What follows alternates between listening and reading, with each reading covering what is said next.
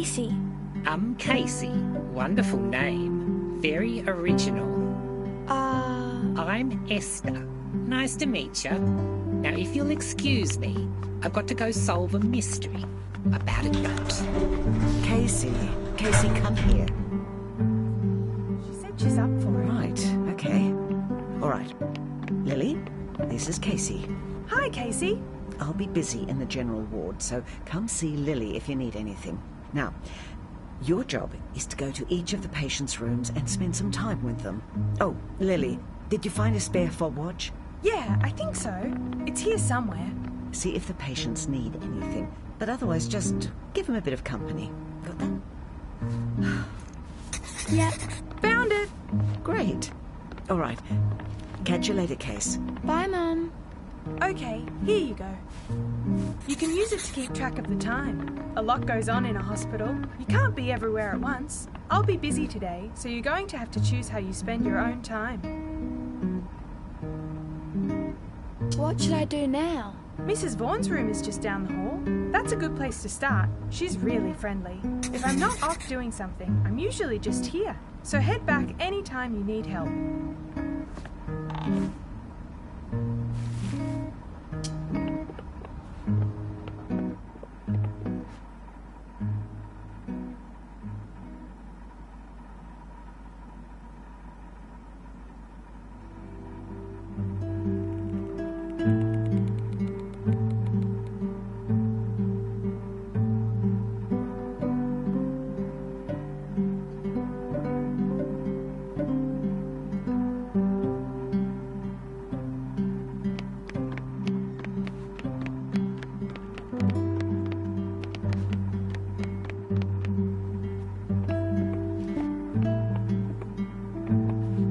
Hello, dear.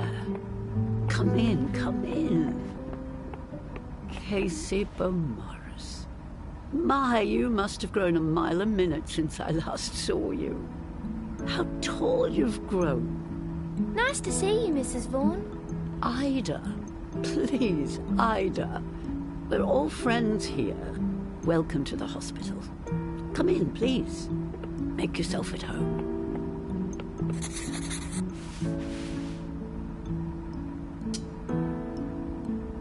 Do you know anything about this airship? A little, I suppose.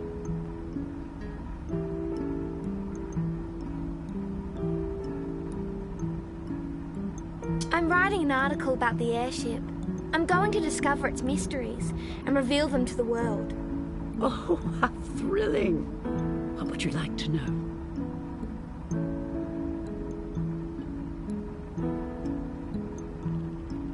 Do you know where it came from? Not really, unfortunately. I mean, the brochure said that it used to be a luxury German airliner. Oh, Mr. Bruce would be a good person to ask. He was a passenger on the ship, I believe, back when it was in commission. His room is on the level below this one, in the same spot, I think. Back, Mrs. Vaughan. Hi there, Casey. Want to top up? Oh, yes, please. How are you two getting on?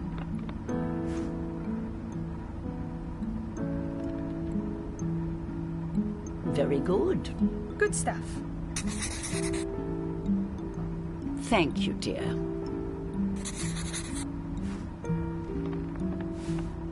All right. I'll see you later today, Mrs. Vaughan. You too, Casey. Bye-bye.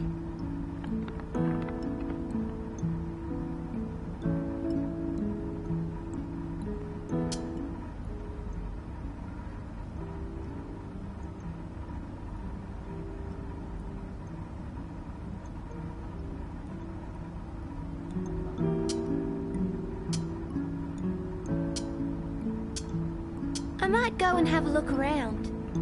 Okay, then. I'll see you later, dear.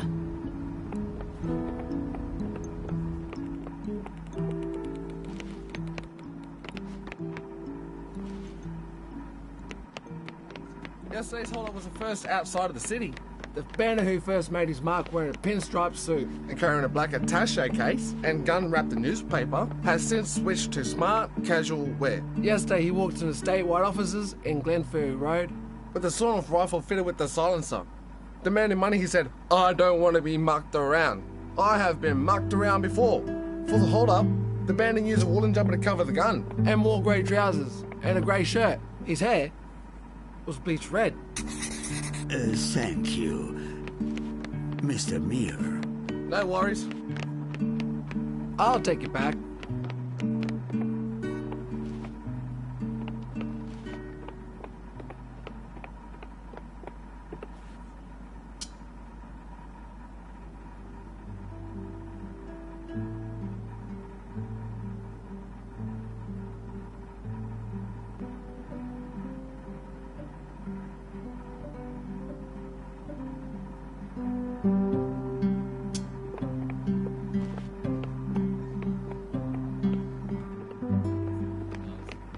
No. The world has been complicated. I just realized that I should inform you that... well, I'm not sure if you're aware, but on Sunday there's to be a visit of critical importance. You mean the council block? Oh, you've heard. Oh, good, good. As you know, the VIP's every moment must be considered.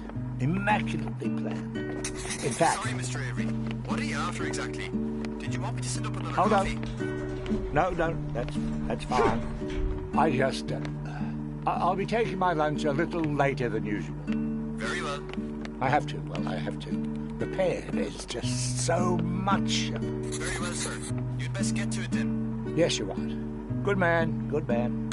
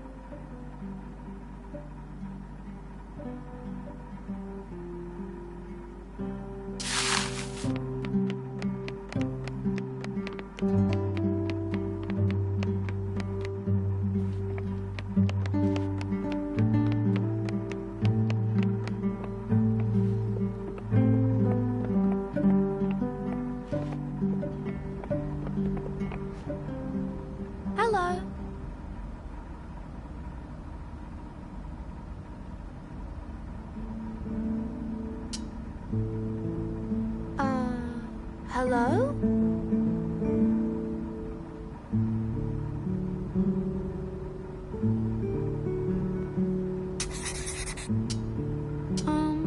Excuse me, what's your name?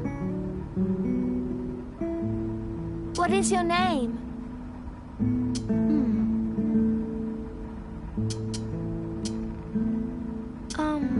I'm just gonna have a look around, if that's okay.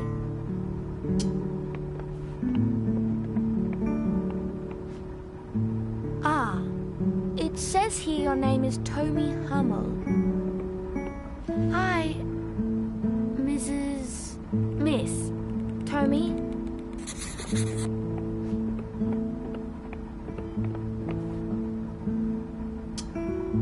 Your watering can is almost empty.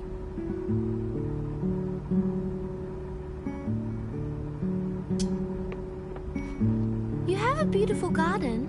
You look after it, I suppose. Are these all yours? I planted some stuff in our backyard. It got really hot, and I forgot to water. Anyway, you seem like a pretty good gardener.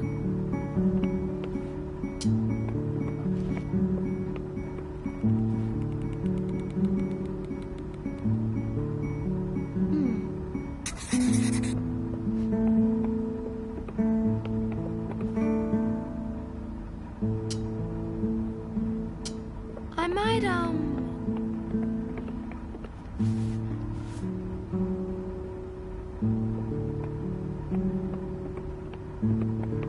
I'll refill this for you.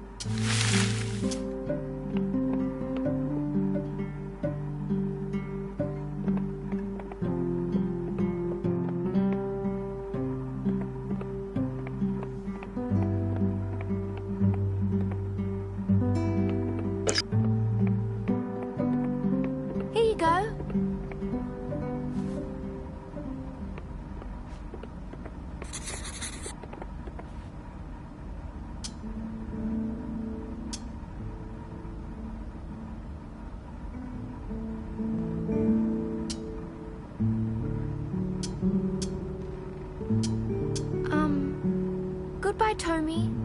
Miss, Hummel.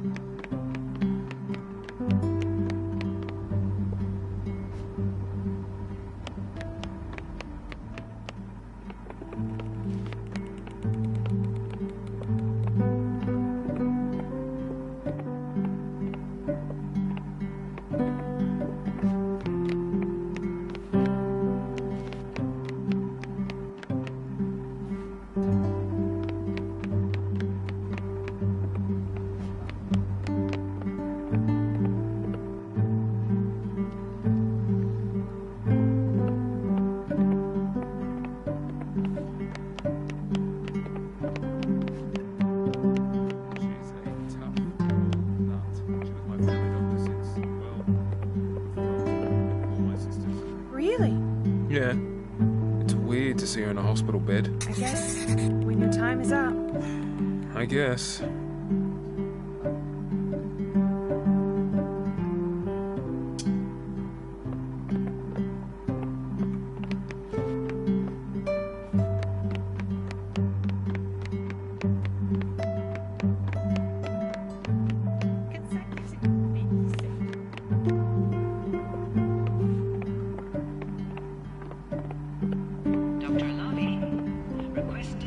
Is she not coming? Who? Oh. Never mind. Dr. Bouchard? What are you here for? Time to turn me sunny side up? I don't work here. Then what are you doing in my room? I'm here with my mum. Well, you're in the wrong room. Why do you think that? There's no other explanation as to why you're bothering me. Sorry, I'll leave you alone. Good. Hi, Margot. You wanted to see me?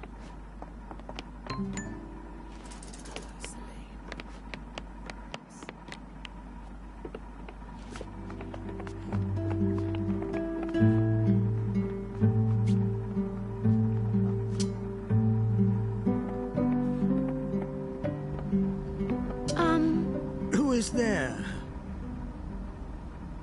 You are not a nurse. I'm, Casey. I am Mr. Bruce. Your message, if you'd like.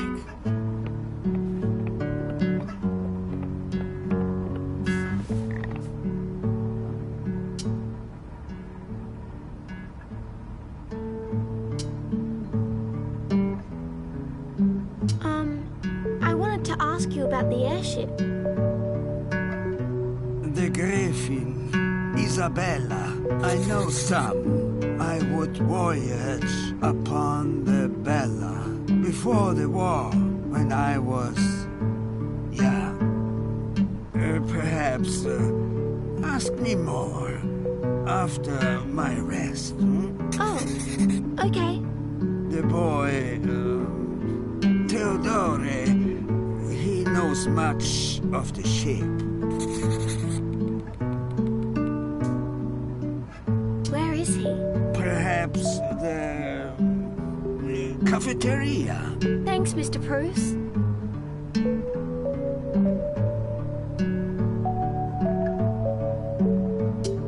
Do you know what the golden bears are in Miss Hummel's room? A golden bears? A statues? Yeah. Ah, I believe film awards. The Berlinale. The Berlinale.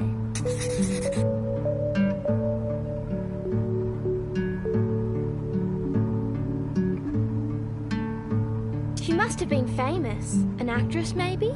Perhaps.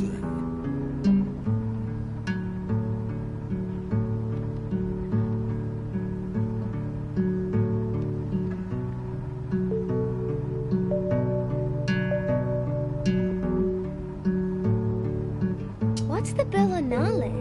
A festival in Berlin of artistic films.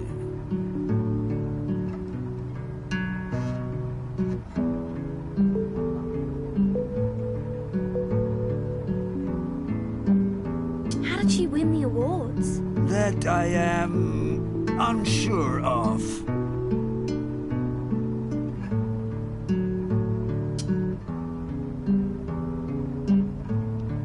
Young lady,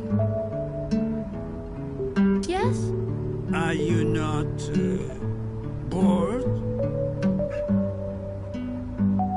Why do you ask?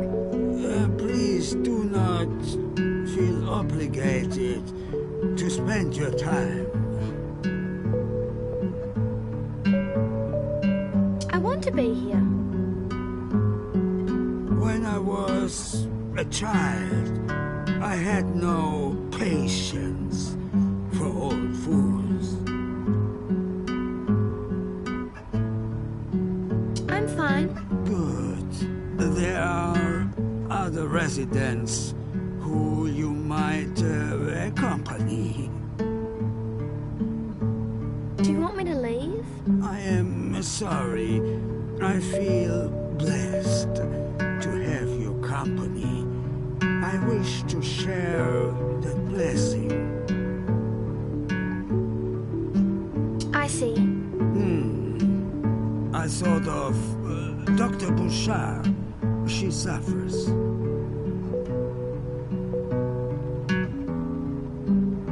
I saw her. I don't think she wanted me around. Ah. Well, we must respect her wishes. She was my doctor when I was little. Ah. Perhaps you can repay her for her service.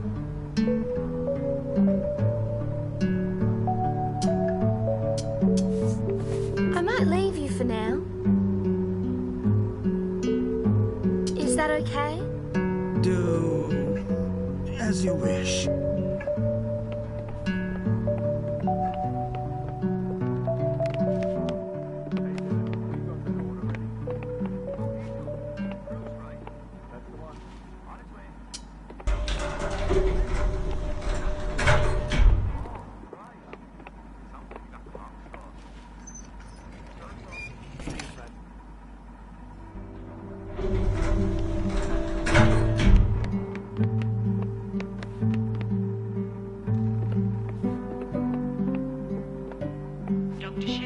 Dr. Shen to General.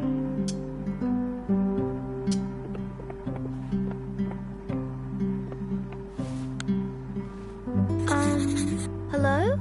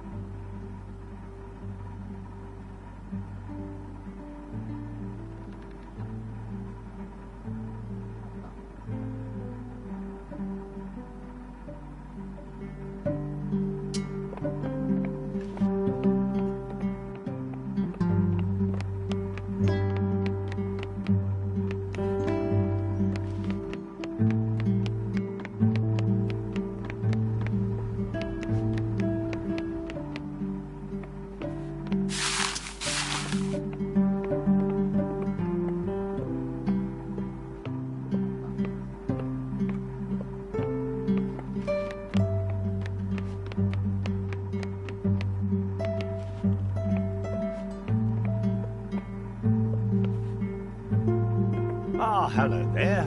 That's right, you're the Beau Morris girl. And of course, that's why you're here. It all comes together. What's coming together? You haven't been told. Well, that's an interesting decision. In any case, if you've been kept in the dark, I'll have to do the same. Apologies, my dear. Now, your name, Prithee. My name is Casey. Casey, is it? Very well, very well. My name is Neil Avery. You might have heard of me. It's a pleasure to meet you. Come in. Have a seat.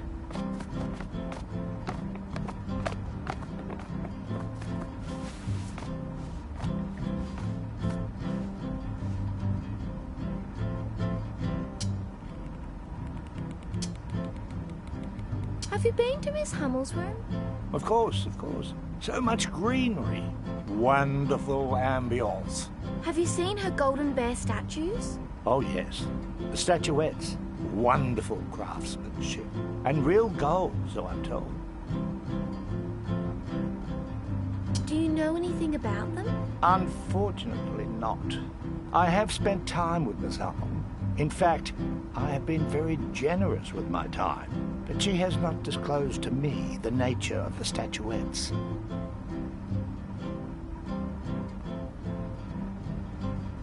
She didn't speak to me either. Ah, yes. Well, technically, she doesn't speak. Non-verbal is the term the nurses use. Do you know who would know more? Mrs. Vaughan spends a lot of time with Miss Hummel, I suppose. She might know something of the diminutive science. Thanks, Mr. Avery. You are most welcome, Miss Beaumaris. Ah, excuse me for a moment.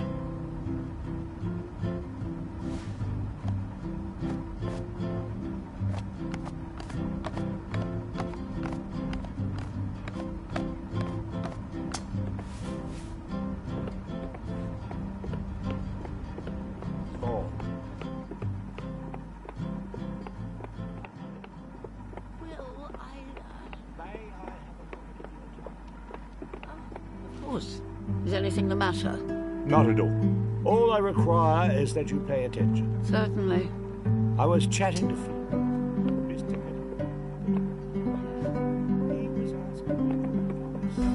Regarding the visit on Sunday. The what? Oh, my apologies. I didn't realize you hadn't been told. On Sunday, there's a very important person coming by. He'll be checking out the place, making sure it's all up to code, you know? Dotting and crossing. Oh, okay then. Well, thank you for... I'll likely be taking him on a tour of this place, showing him around. It's going to have to be spick and span. We'll all do our bit to tidy up the place. You'll have to put that knitting away for starters. Yes, there'll be no time for frivolous activities. Is that Mrs. Fitzgerald? I choose to neither confirm nor deny. I need to mark you off, Mrs. Fitzgerald. Well, mark off P and ham. All right, all right. You haven't done anything funny with this, have you? I didn't today, nor yesterday, and I won't tomorrow either. I won't be anybody's proxy, I tell you. No funny business, ma'am. I swear it. Well, we'll see.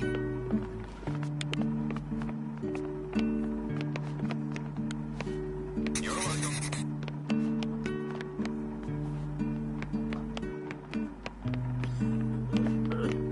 welcome.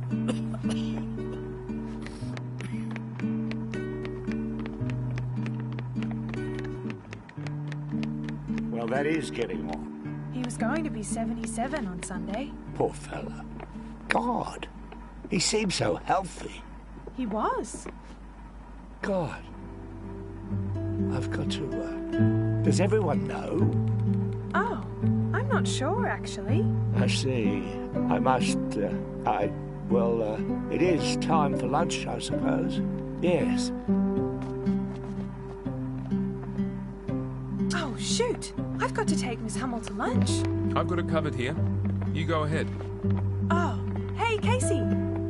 It's just about lunchtime. Want to come with me? I've just got to grab Miss Hummel. Then we can go down. Sure.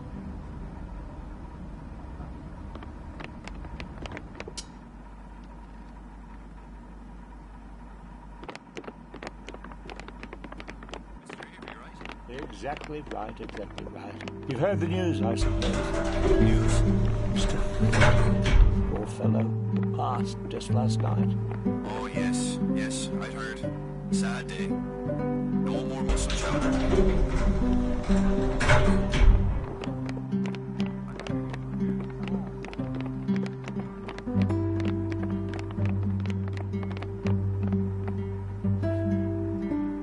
Of course.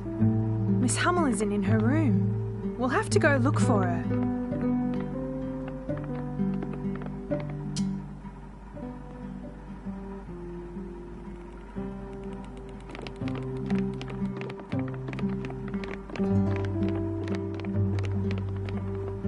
Ah, there you are.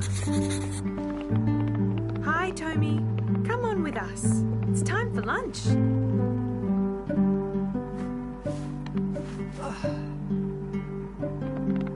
Okay, here we go.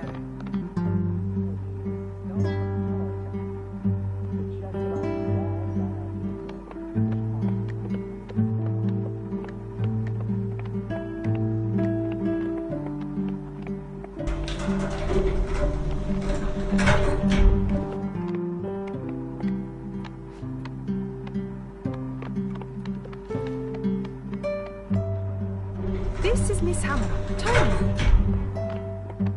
We've already met. Ah, very good. And, you know about, well, Miss Hummel is non-verbal. I know.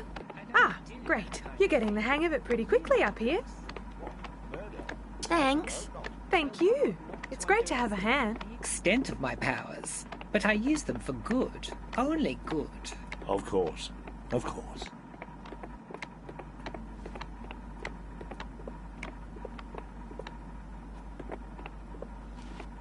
You wait here for a bit, please, Tommy. All right, let's go order some food.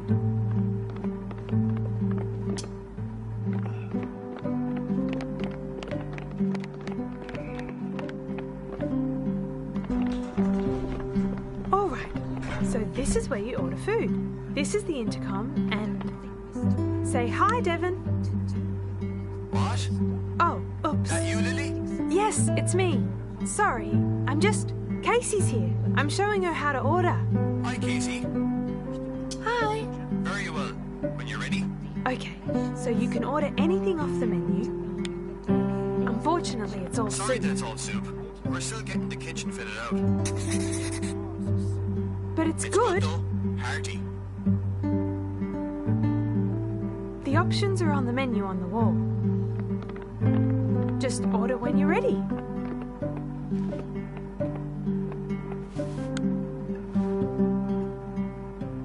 I'd like chicken and mushroom soup, please. Coming right up. It usually doesn't take too long. Ah, it's on its way. There you go. Now, I've got to look after Miss Hummel. Feel free to come sit with us, or you can find somewhere else to sit and eat. What do you reckon of her? Johnny. Could you send Tomy's No. up next? Casey. Already on it. Thanks, Dad. Hell of a girl. Hell of a girl. She's going places. Yes, well.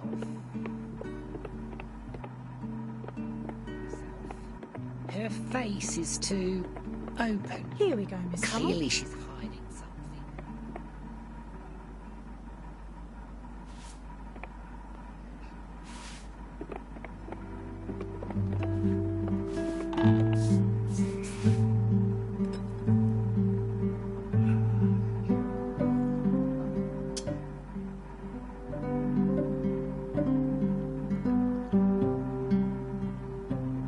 Tommy, don't you want I just to eat? remembered. Go ahead.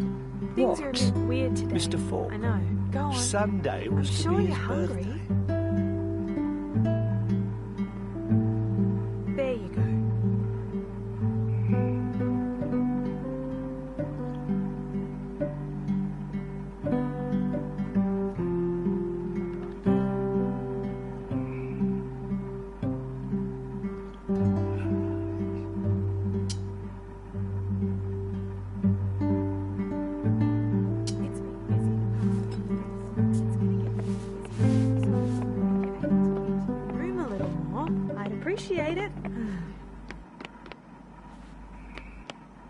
Do you mind if I sit with you? Ah, that's fine. We'd enjoy the company.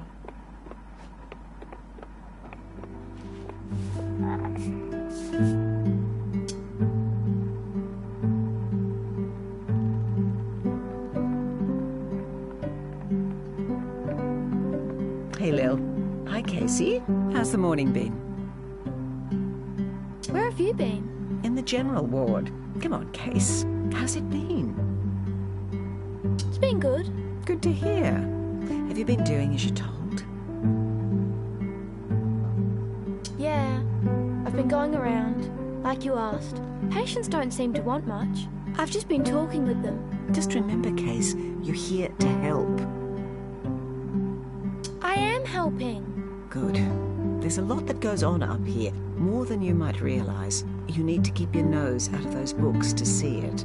All right, I've got to get back to it. I'll see you up at the shuttle at 6. See you then.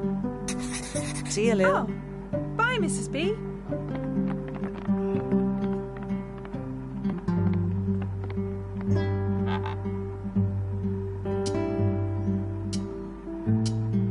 I saw some bears in Tommy's room. What? Oh, right. The trophies. Do you know what they're for? Why are you asking again? I'm curious. I'm not too sure. You could check with Ida. She's friends with Tommy. She might know more. I went to see Dr. Bouchard. Ah, yes. Do you know why she would be angry with me? Oh, she's gotten a prognosis recently. It was worse than any of us expected. She's taking it hard. She doesn't seem happy here. She complains about it quite a bit, doesn't she?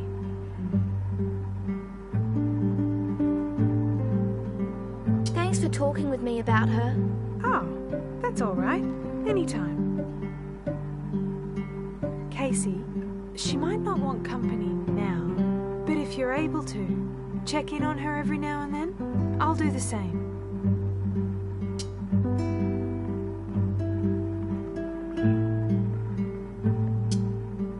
Is there a way I could help with Miss Hummel? Oh, just spending time with her is great. Oh, if you notice her watering can is empty, you could refill it. But otherwise, keep an eye on her perhaps, especially if she's out of her room unattended. I heard someone talking about a VIP. Huh? Oh, right. A government man is coming on Sunday. We've got to get the place spick and span by then. Do you need help? You're helping already. Just keep spending time with the patients. Give them some care and attention while we're getting things ready.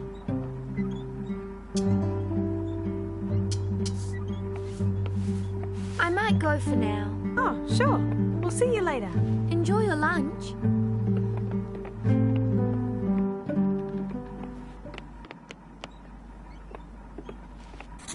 Ah, Casey. How are things? We're just, well, Mrs. Fitzgerald and I are having a discussion at the moment, but do come by mine in the afternoon. Yes. Very well. Very well. We'll have a good old yarn. Sure. Very good, very good. Ah, yes, the weather. Rather warm indeed. What scintillating patter. Yes, warm and...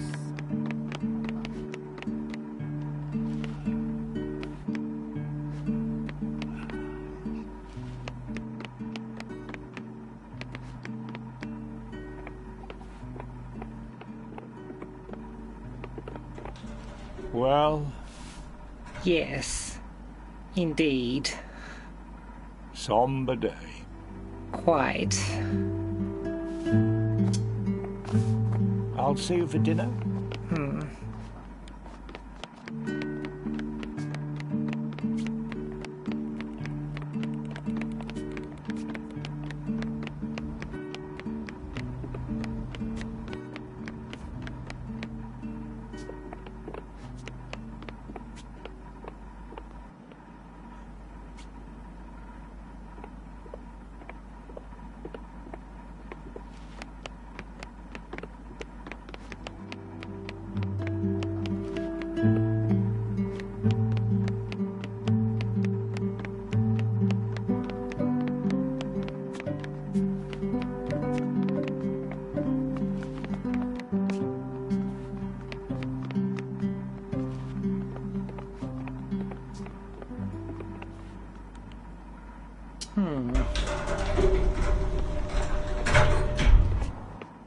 Knock, knock.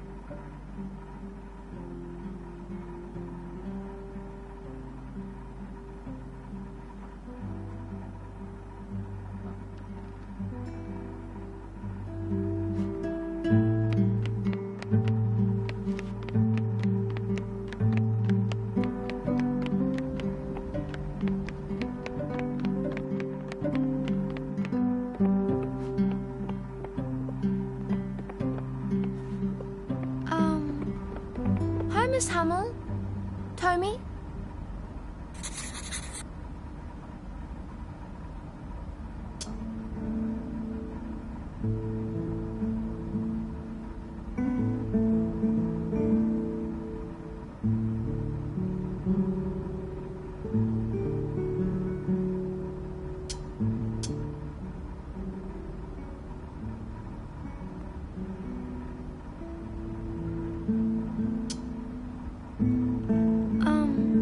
See you later, Miss Hummel.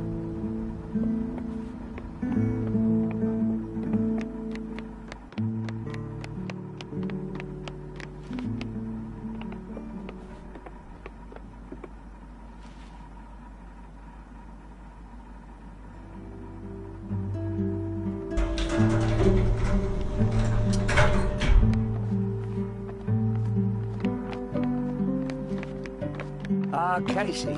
Hello. Hi, Mr. Avery.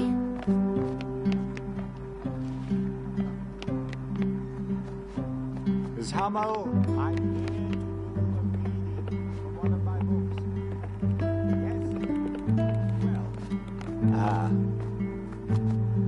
Well, I'll just find a place to start.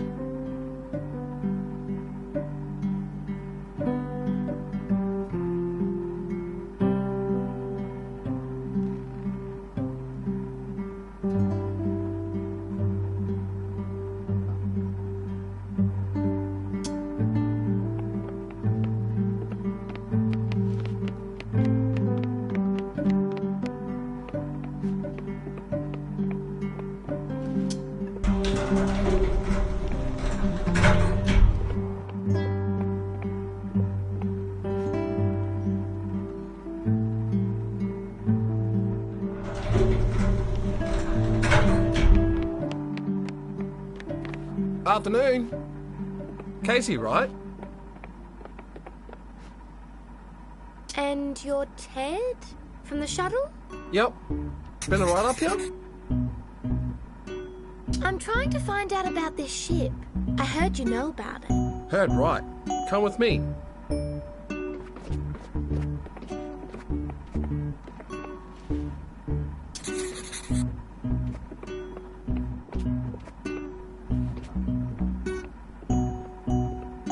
Whoa.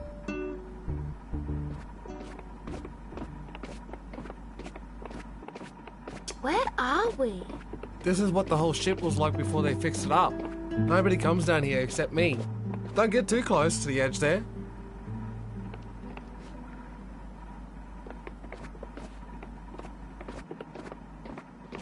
It's so different to the rest of the ship. Yeah, this is where the crew would have been. Reckon it's where they controlled the ship from.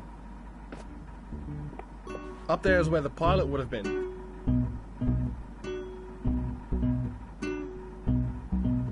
Can I come back here? Of course. Come anytime. I'll be down here when I'm on my break. I'm gonna head in there.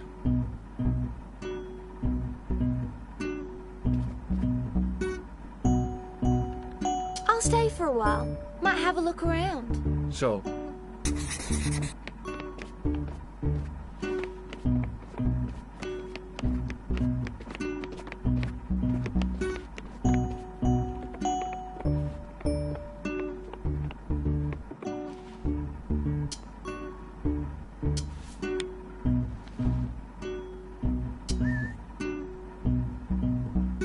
What the hell?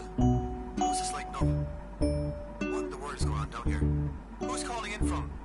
The mess? Can you guess? Is that Casey? You in hell? How'd you get to the mess? It's pretty easy. Well, maybe it shouldn't be. You're being careful, right? Thought that part of the ship was still literally falling to pieces. It's fine. Alright, I believe you. How's your day going? Oh, nobody's asked me that in a while. Well, good I suppose. Thanks for asking. So you don't get cold from here? Never. I had no idea it was working.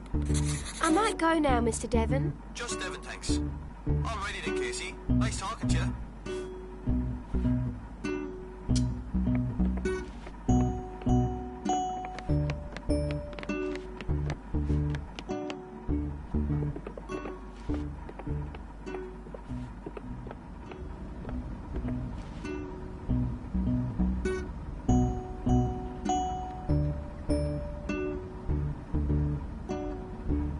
I come in?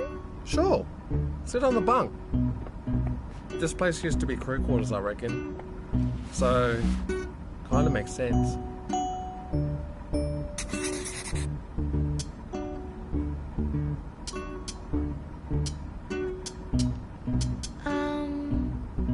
So you're the shuttle pilot? Yeah, pretty much. I do other stuff every now and then, but I only get paid for the shuttle. What's the shuttle schedule? There's one before sunrise around 5, then another at breakfast. That's the one you were on.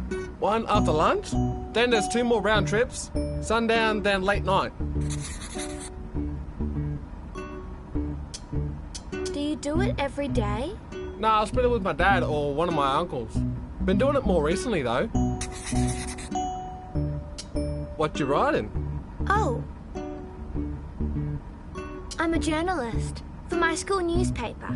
I'm writing about the ship, about its history. Oh, cool. I'll write a bit.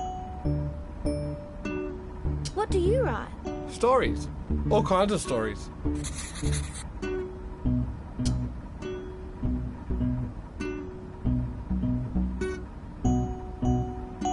You go to school in Leongatha? Wonthaggi. Ah, yep. How old are you? 15. You're 14. Yeah. How'd you know? Just can tell that kind of thing.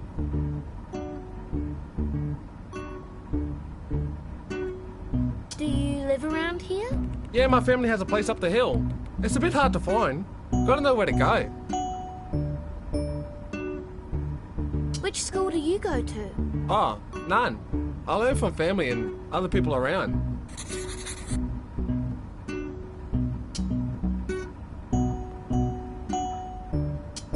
I might head off. Sure. See ya.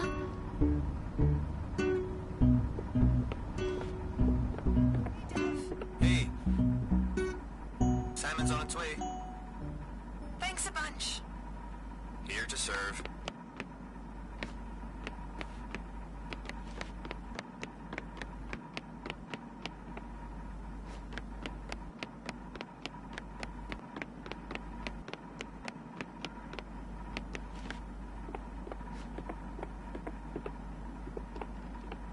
Hi again, Mr. Bruce.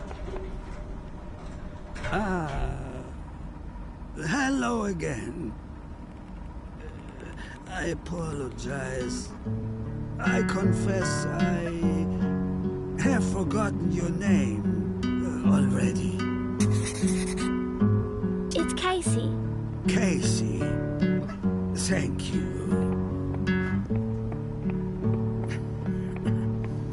Casey. Casey.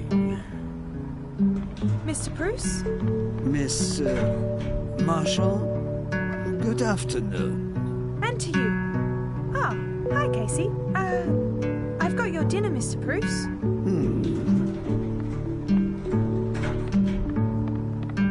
I've got creamy salmon, one of your favorites. Indeed.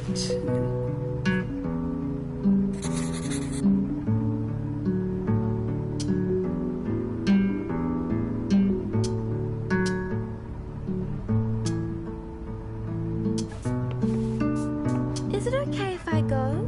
Oh, of course. We're close to finished anyway.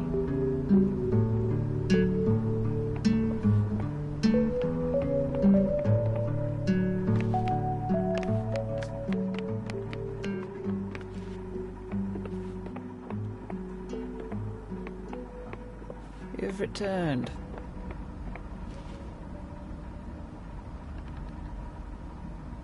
Why can't I stay for a moment? Do what you wish, but please stop discussing it with me.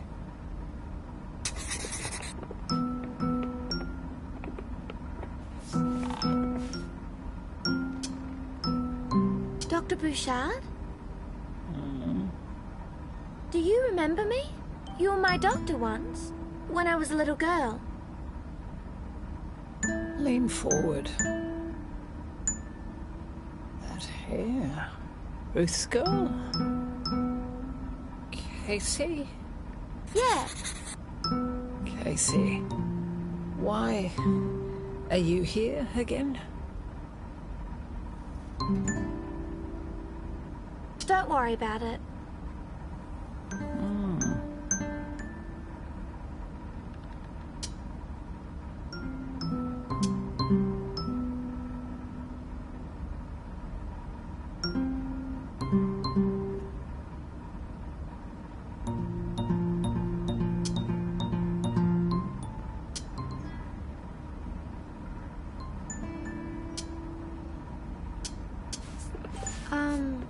I'm going to leave. You don't need to announce it.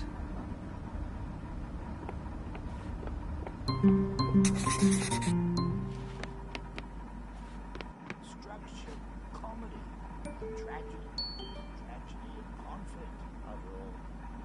Mr. Ford. Oh, I'm not sure I'd include that. My conflicts with you are my own.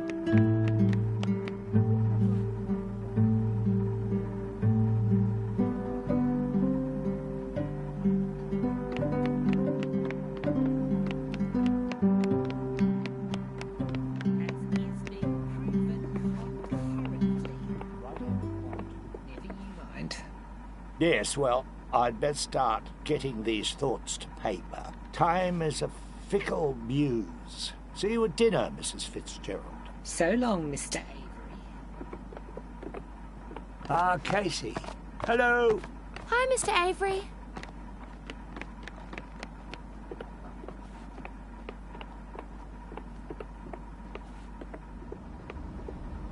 Hi again. Who are you? Casey. We met before. Are you sure? Near the elevator. My mum works here, Mrs. Beaumaris. Ah, the head proctor. And I suppose she sent you to keep an eye on me. Why would you think that? Are you alright? I'm perfectly fine, thank you. Now, why are you in my room? I meant to spend time with you, with each of the patients. Well, in that case, come in already. Have a seat over there.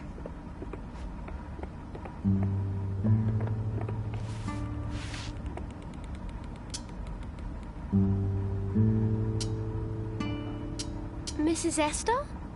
I didn't tell you to call me Mrs., and I don't want it. I'm done with being a Mrs. Okay. Never got much out of it anyway. Well... What do you know about the airship? What business is it of yours? I asked first. You did you? Well, I suppose we're at what you might call an impasse. I'm writing an article. Are you now? I'm a journalist. I'm sure you are. I want to uncover the mystery. The mystery of the ship. Be careful, Missy. Set out to discover a mystery. The mystery might discover you. Is it a secret? There are plenty of secrets around here. Secrets in the present, secrets of the past. The future's the only thing that's clear, really. Forget what I said. I know diddly squat about this place, except it's staffed by nitwits. Esther? Mm-hmm. Do you know what the golden bears are? In Miss Hummel's room? You've seen bears up here? I knew it. No, the statues. Oh, right. Those things. Rather poorly made, I've always thought. Too knobby. Do you know what they're for? Oh, not really. Mr. Avery might know. Recently, he's taken a shine to her. I don't know why, but he knows a little something about awards. He's written half a dozen bestsellers. A brilliant mind. But never tell him I told you so. It'll swell his head. What did you mean about the goat? This morning. Outside the elevator. You said something about a mystery. About a mountain goat. Right. You want to switch places?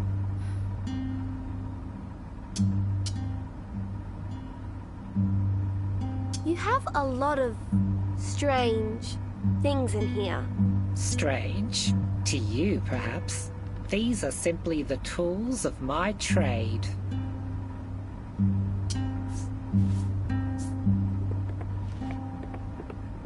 Are you a fortune teller? Careful with that. It's not so simple as in the stories. Reading involves understanding the meaning of each facet and what it means when they overlap and intersect. I don't do it much anymore. My eyes aren't what they once were. Are you just going to sit there? Do you want me to leave? Yes. I require the privacy of my boudoir. Fine.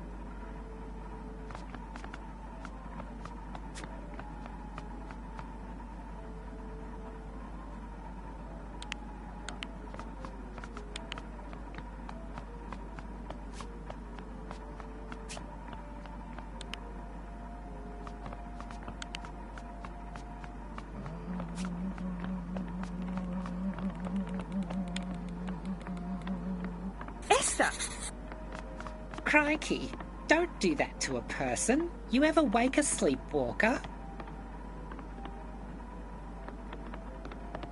Don't do that.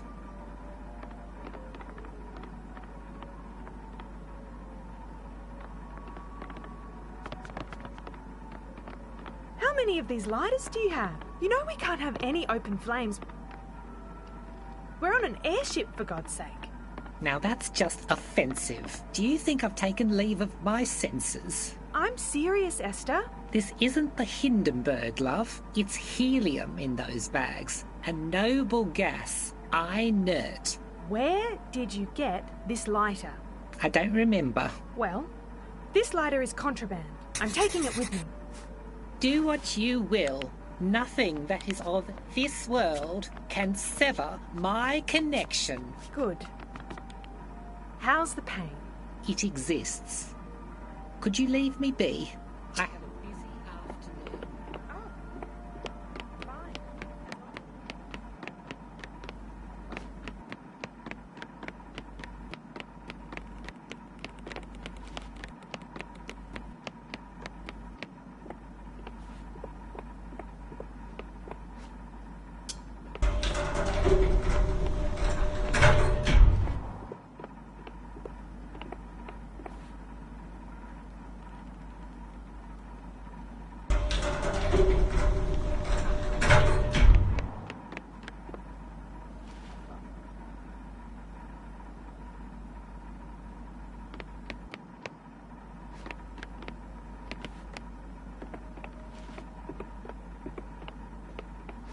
You're back. Good. In you come. Take a seat.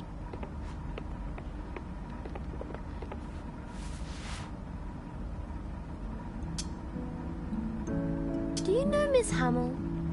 Oh, Tommy. Yes, certainly. We're good friends.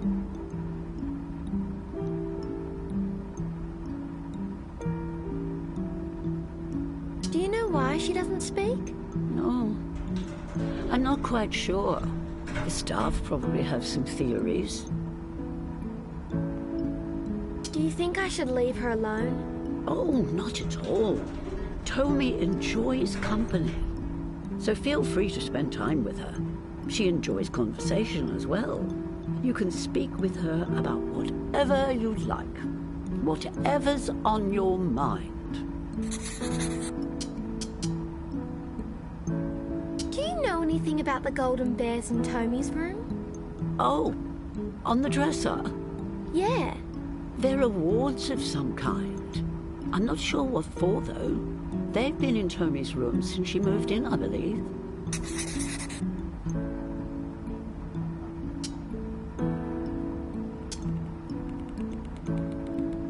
What are you knitting? Oh, this? Just a scarf.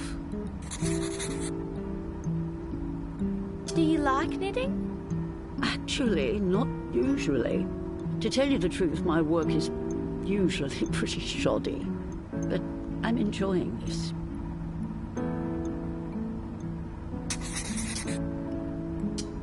I wanted to ask about the people who work here, other than Mum. Oh, well, I know a few of them. There's the nurses, Jo, who was just here before, and Lily, who I assume you've met, Ted, who runs the shuttle, Devon the cook. Then there's Dr. Shen and... oh, who is it? Dr. Alavi, and the director, of course, Mr. Pettigrew. I haven't seen any doctors. Oh, they only come this way when they're needed. Usually they're in one of the other wards. Dr. Shen shares an office with your mum, the one just down the hall. You might catch her in it occasionally. Thanks. You're welcome, dear. It was like a little memory test.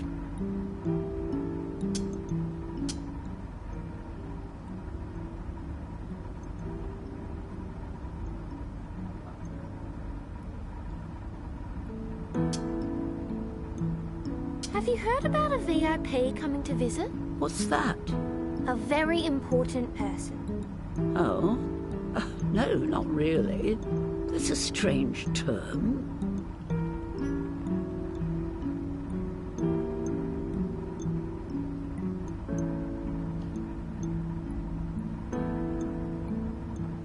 It sounded important. Important? Maybe it's a pop star. What was the name of that fellow? He had a movie come out. The Man Who Fell Down. Oh, that's not right. Do you have any other clues? No, unfortunately. We'll just have to wait and see.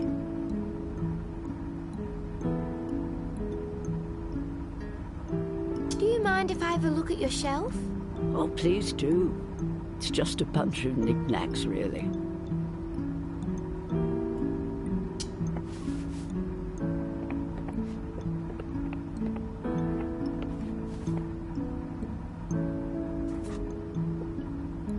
Is this you? Which? Oh, yes, that's me. And the family.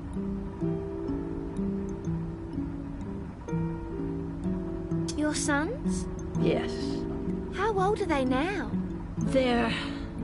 well, there's my husband Gerald, who has passed, rest his soul. There's Paul on the left there. He's 64 this year. And there's Thomas on the right, who would have turned 60 this year. Rest his soul. Oh, I'm sorry.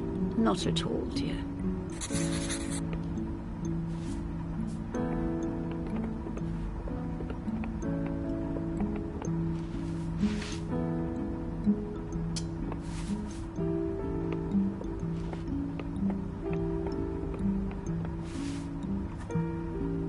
That's Toddy. Hi, Toddy.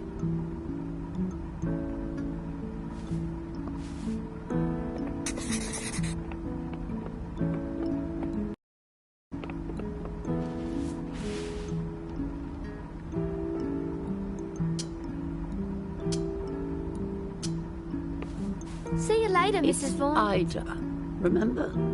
Oops, sorry, Ida. Goodbye, dear.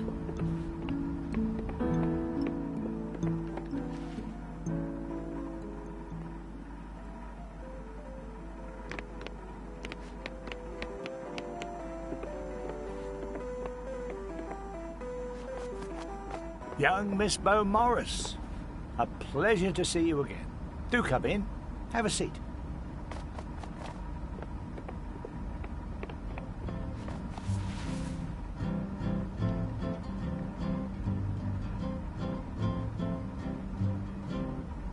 So, you work here? Yes, this is my creation space. What's that mermaid? Ah, yes. It's a gift from a paramour of mine. She told me to never lose it.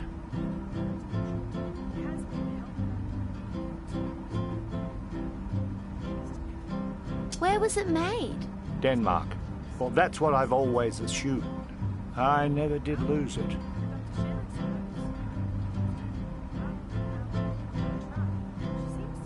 It's lighter than it looks. Yes. Hollow, I believe.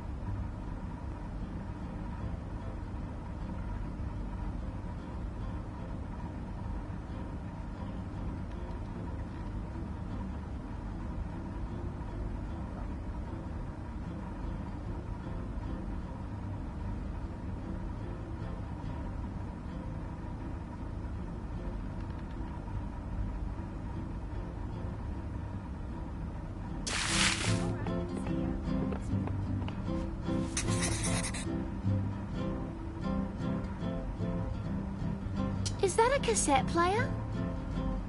Know this? Portable dictation machine. Have you ever seen one before? No. I thought not. State of the art, this thing. Magnetic tape, battery operated, the works. I just press this button and say whatever I like. Genius, really. Then I can rewind and play it back any time I like.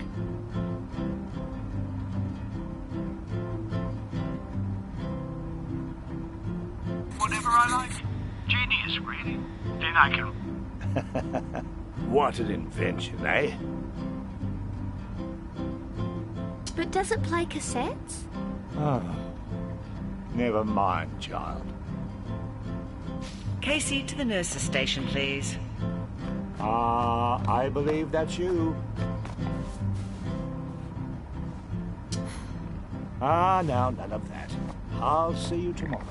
Who knows? I might have a first chapter draft for you to read. Enjoy your evening, my girl. Bye.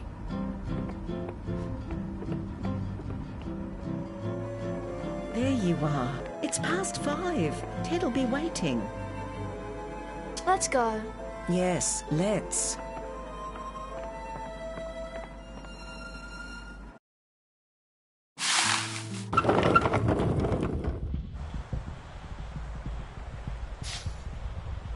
All right. Let's get home. Damn, I think we're out of leftovers. Oh, I'll throw something together.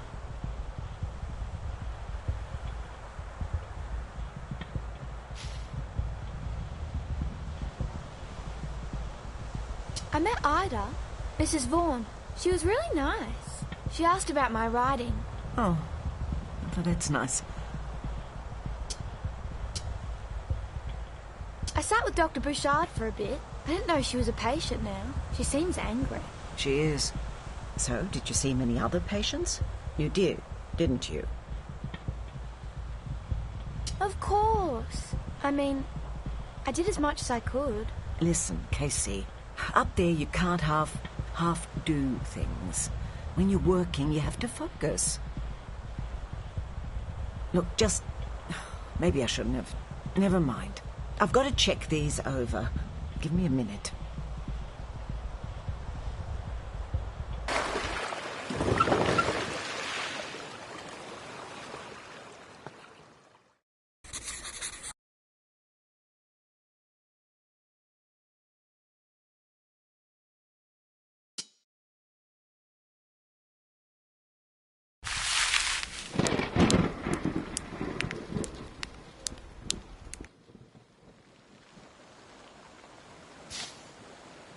It's a windy one today. What time did you sleep last night? Don't ask.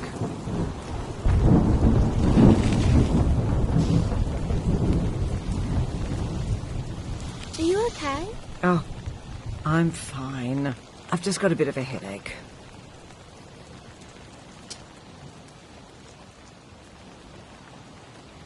Casey?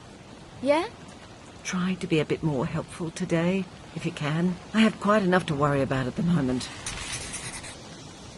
You don't need to worry.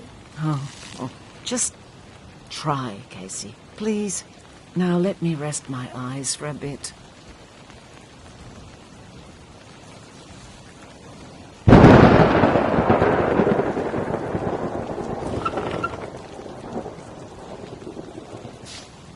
We're here. Sorry for the bumps. That's fine, Ted. Let's go. We need to get a start. Remember, Casey, it's a big day. Yes, Mum. Make yourself useful. Yes, Mum.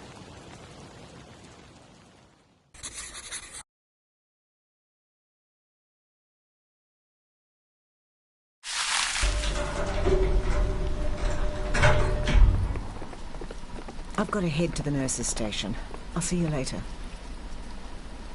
Bye.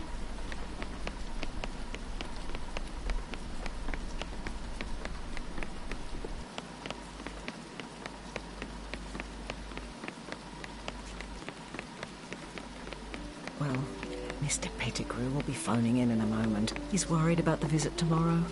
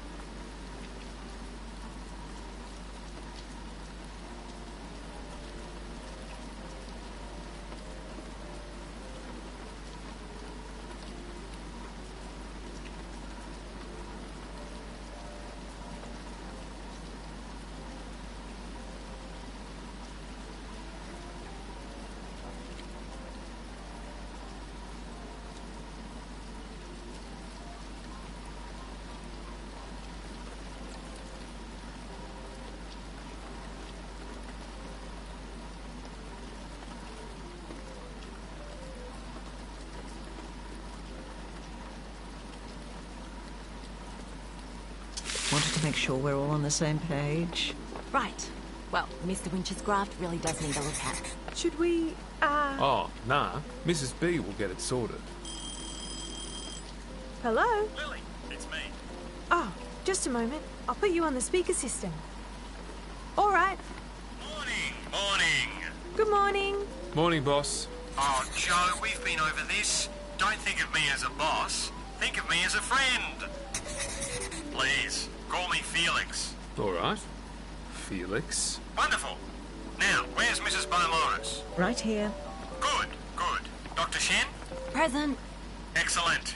Busy days, exciting times. Now, I know you've all been doing your best, and I appreciate it immensely. But as I think we all can recognise, the state of the geriatric ward is absolutely horrendous. This ward is meant to be a floating paradise for the elderly. Heaven before heaven. You're all champions. I know you can give 110%. I had a call with Mrs. Beaumorris yesterday. I exhort you all to follow her every command as we prepare for tomorrow. I know... About that... Oh, yes, go ahead. What are our priorities for tomorrow? It's everything. You know, spick and span, ship and shape. Specifically.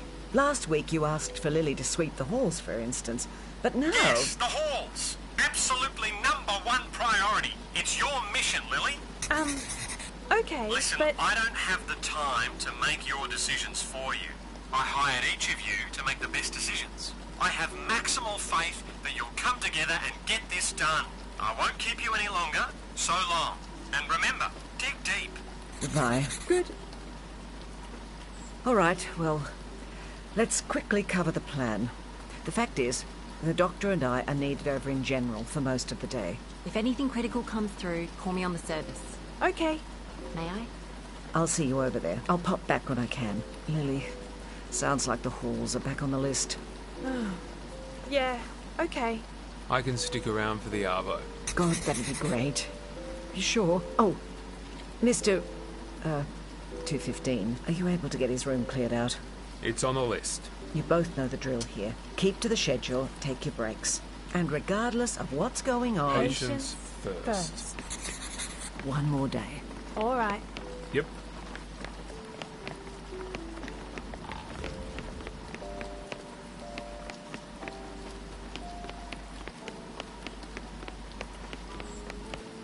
Hey, Casey. Need any help? Oh, Just spend time with the patients. And come to me or Joe if they need anything. Thanks, hon.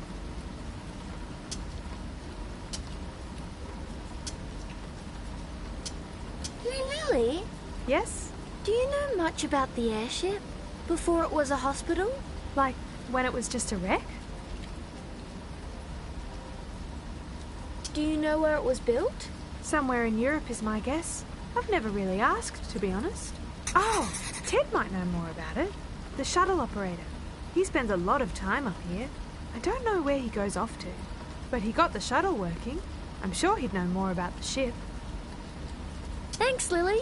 No worries.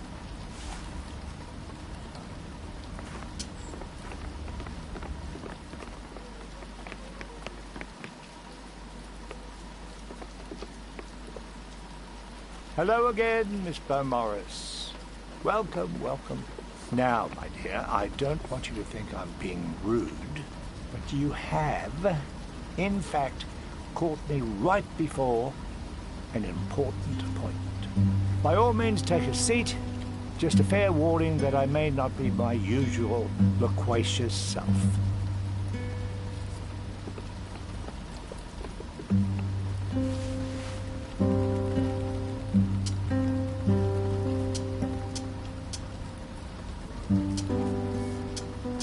See you later, Mr. Avery. My deepest regards. Come by any time.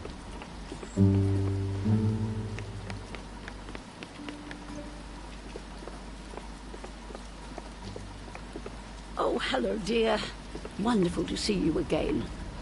Come, take a seat by me here.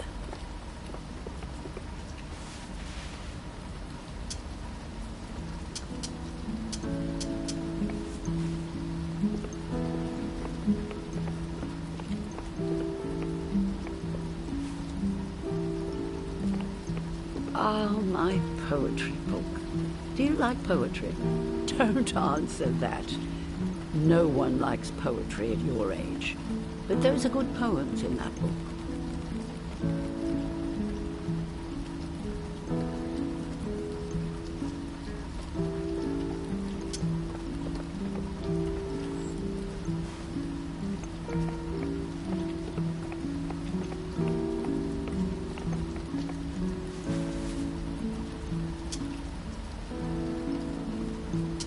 Do you know why Dr. Bouchard is so angry?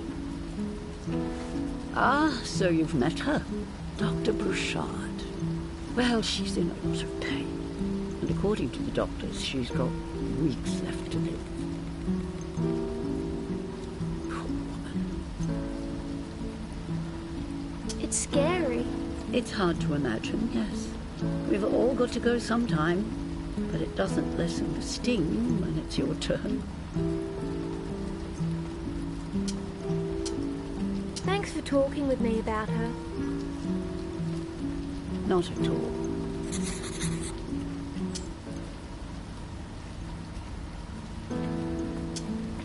See you later, Ida. See you, Casey.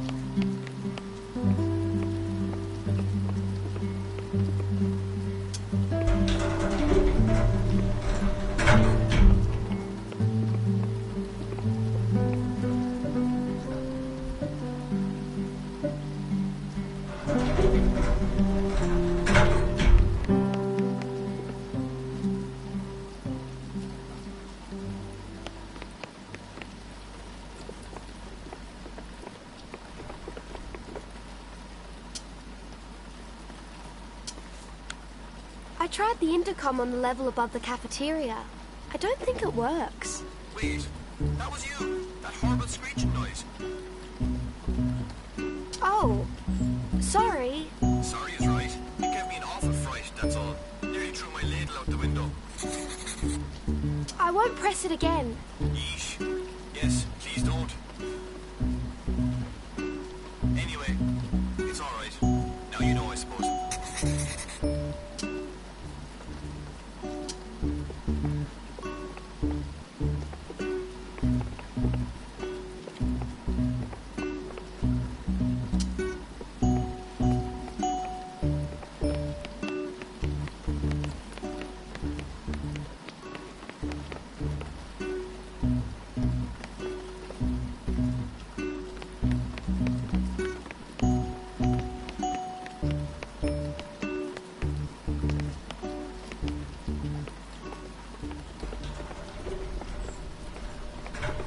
Oh, sorry to interrupt. No, child. You are welcome, if you wish.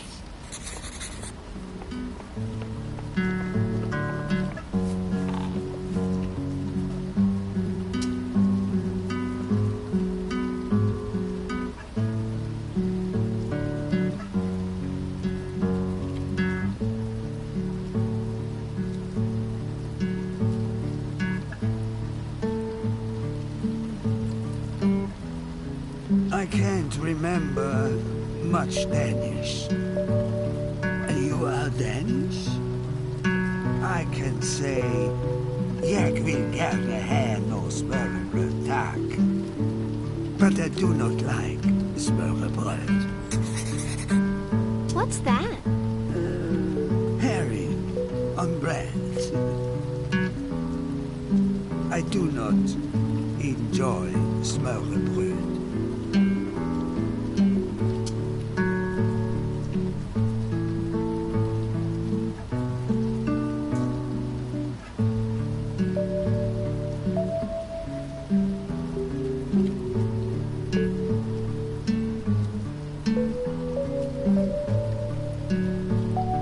I'm sorry for yesterday. Your friend, I believe he took me for a German, or perhaps who simply didn't. In any case, I'm sorry he's gone. Are you German? I am Austrian. I speak German. Everyone thinks you're German. It is the war. Germany was fearsome. Were you in the war? We escaped, Anna and myself, to England. Could have fought, perhaps should have.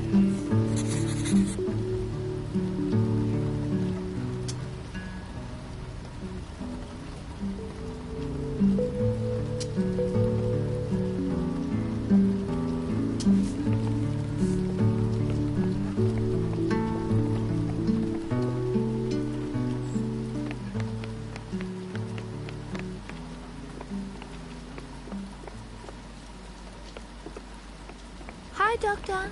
Ah, you're back. Can I sit? Do as you'd like.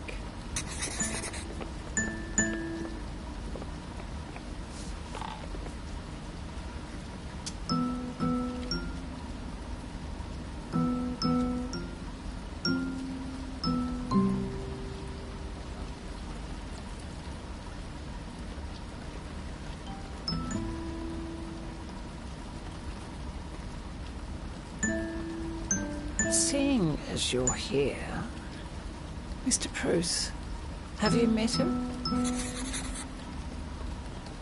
He seems kind. Kind? He was open to you? Yeah, he was nice. All right. Why do you ask? I plan to speak with him.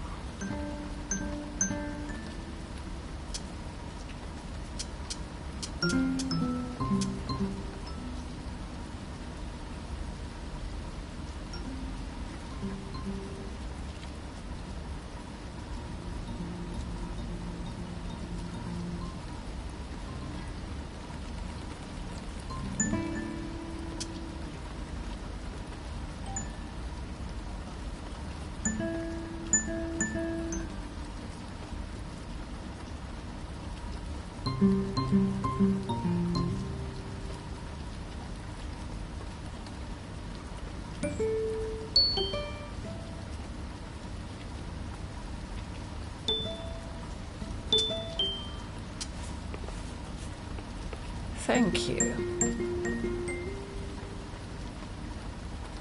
You're thanking me for leaving. Never mind. Well, off you go.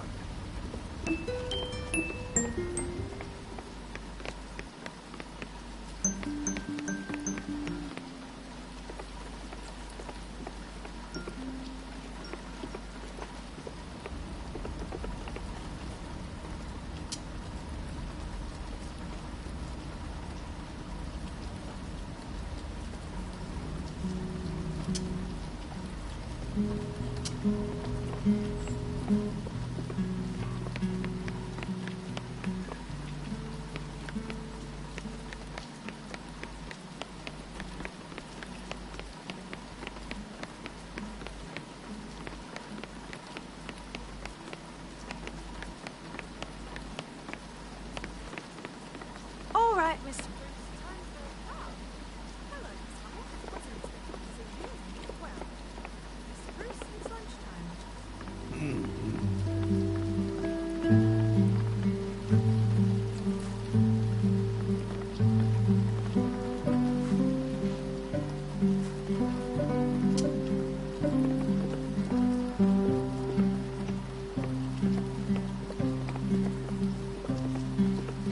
Hi.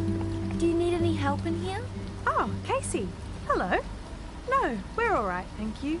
Come and sit with us.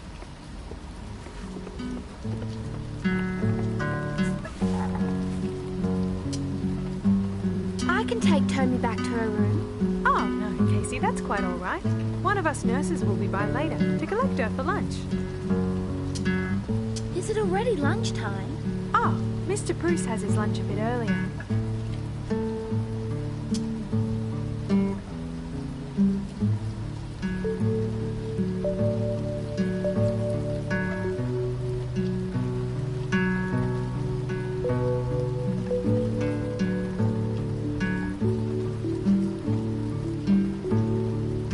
It's a bit unusual seeing you and Miss Hummel spending time. Perhaps with Mr. Fox passing, well... What do you mean? Oh, well, Miss Hummel and Mr. Falk were quite close, along with Ida. The three of them were quite chummy. And, Mr. Bruce, never mind.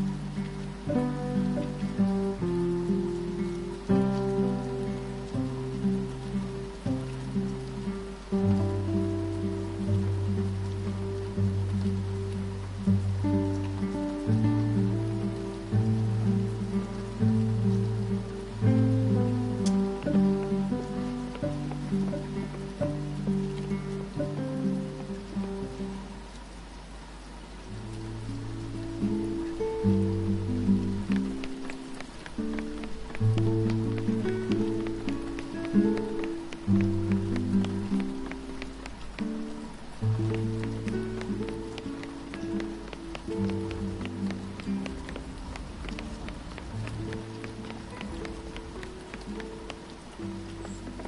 Case. Hey.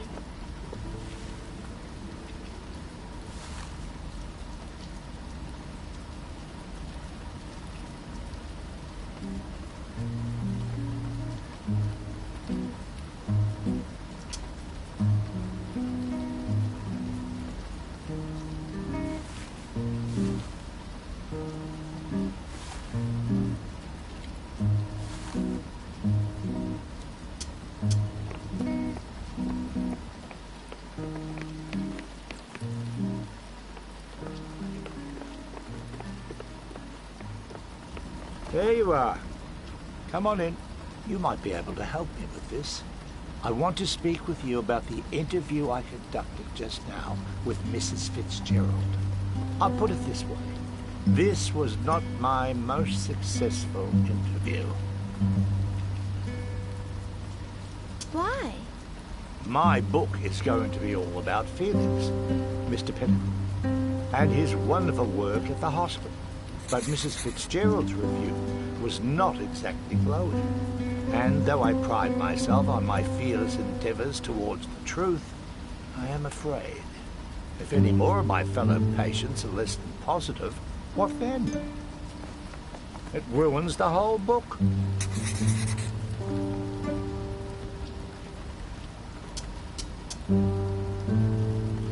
Mr. Avery, Yes, my dear? can you tell me what you know about the airship? Ah, curious, are we? Very well. The year 1976. The man, Felix Pettigrew. He saw an opportunity that no one else had seen before. A derelict airship floating above a nowhere town. Within just a few months, he had convinced the town council to convert it to a hospital. And with some clever marketing, he raised capital investment from across the globe. A year later, and here we are, airborne, aboard a modern medical marvel. I meant before all that. Oh, why does that matter? I'm writing an article about the history of the ship. Oh, fabulous. A fellow scrivener. Why was it made into a hospital? Why? Why not?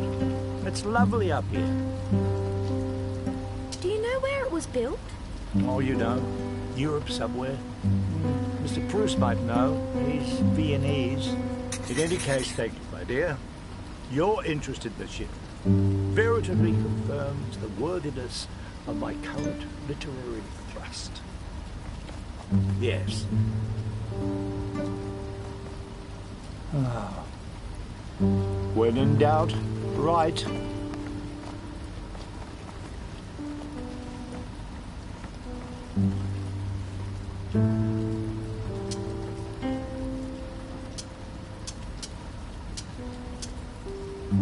See you later, Mr. Avery.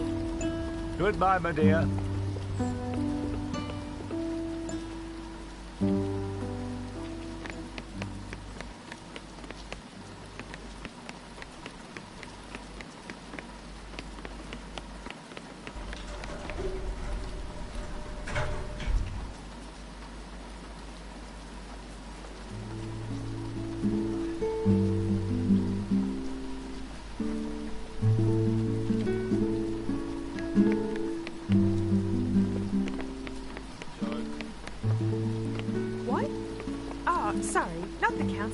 Someone else. Who?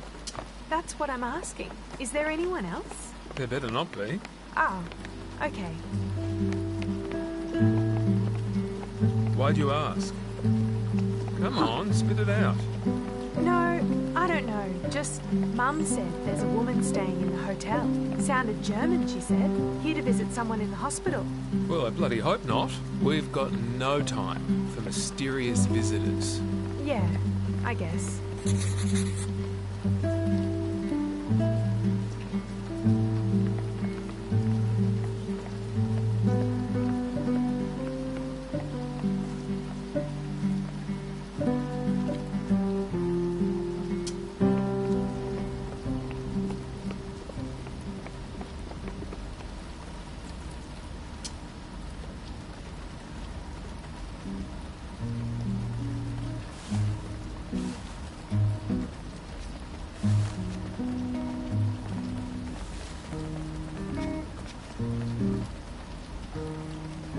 my dear.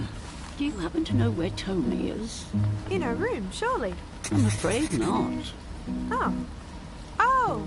She's in with Mr. Bruce. She's where? She's in Mr. Bruce's room. I'm not deaf, dear, just perplexed. Mr. Bruce? Yes, Mr. Bruce. Well, there you go.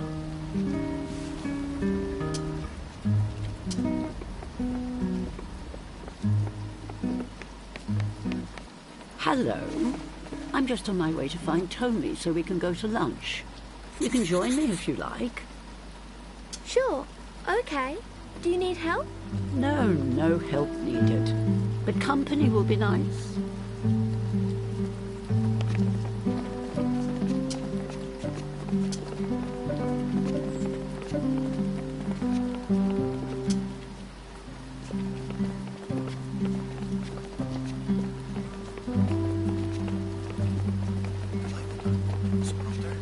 Yeah, g'day. Yes? You after the kitchen? You bet. Mr. Bruce's room. I've nothing in particular against Mr. Bruce, but I don't think he and Tony... Well, Mr. Bruce is he's a very private person. He doesn't usually associate with, well, anyone, I don't think. And between him and Tony, well, I can't imagine the conversation roaring along.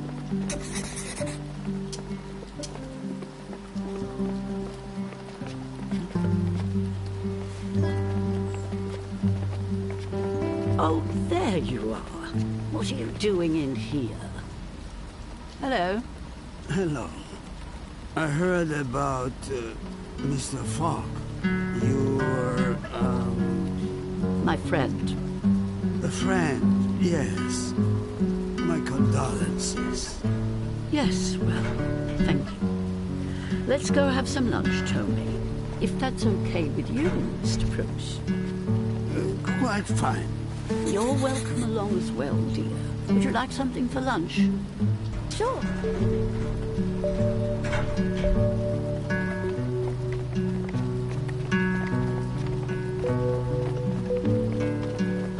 What were you two up to in there? Where's Miss Hummel?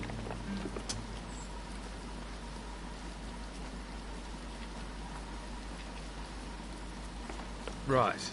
Well, let's get you to the cafe.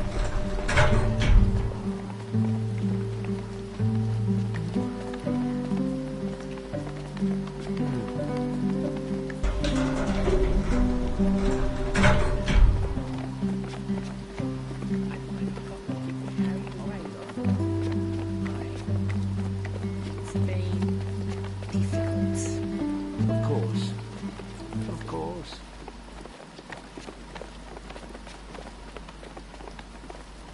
All right. Take a seat, dear. Come along with me, Casey. Let's fetch some grub.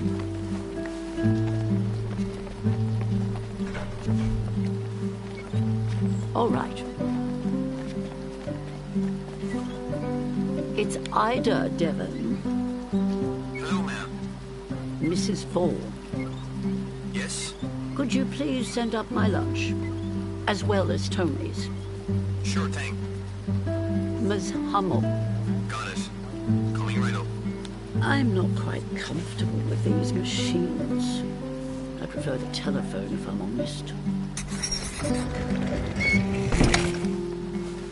There we are.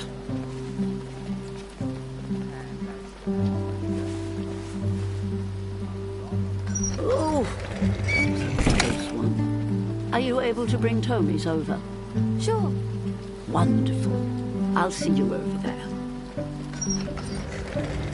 That's Miss Hummel's.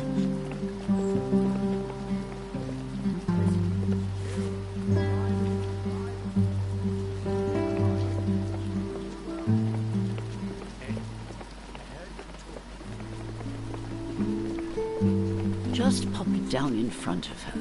She'll eat. Eventually. That's a dear. Now, go get something for yourself. Okay. Very good.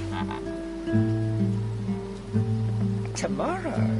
It's all true. Well, what on earth?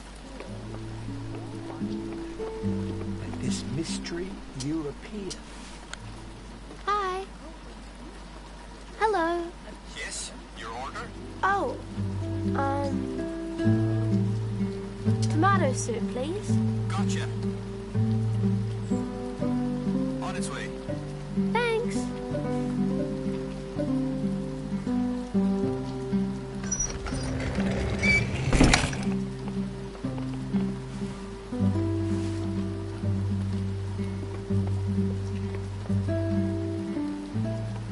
Mr. Bruce. Could be. Or Miss Hummel. Why?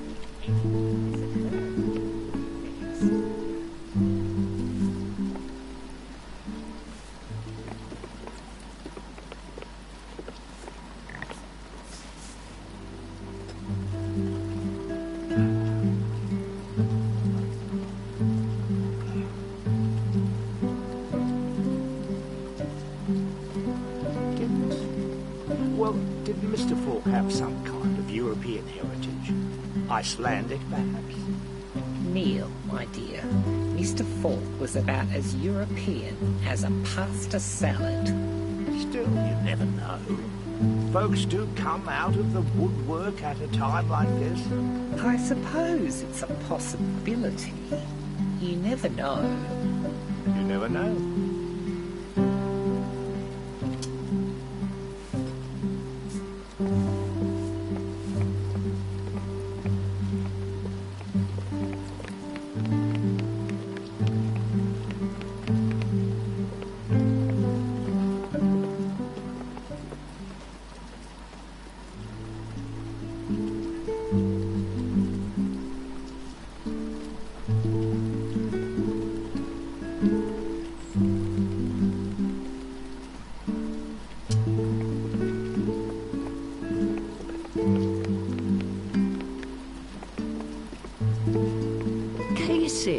Would you like to join us? Sure. But, wouldn't you like something to eat? I've had lunch. Well, in that case, have a seat.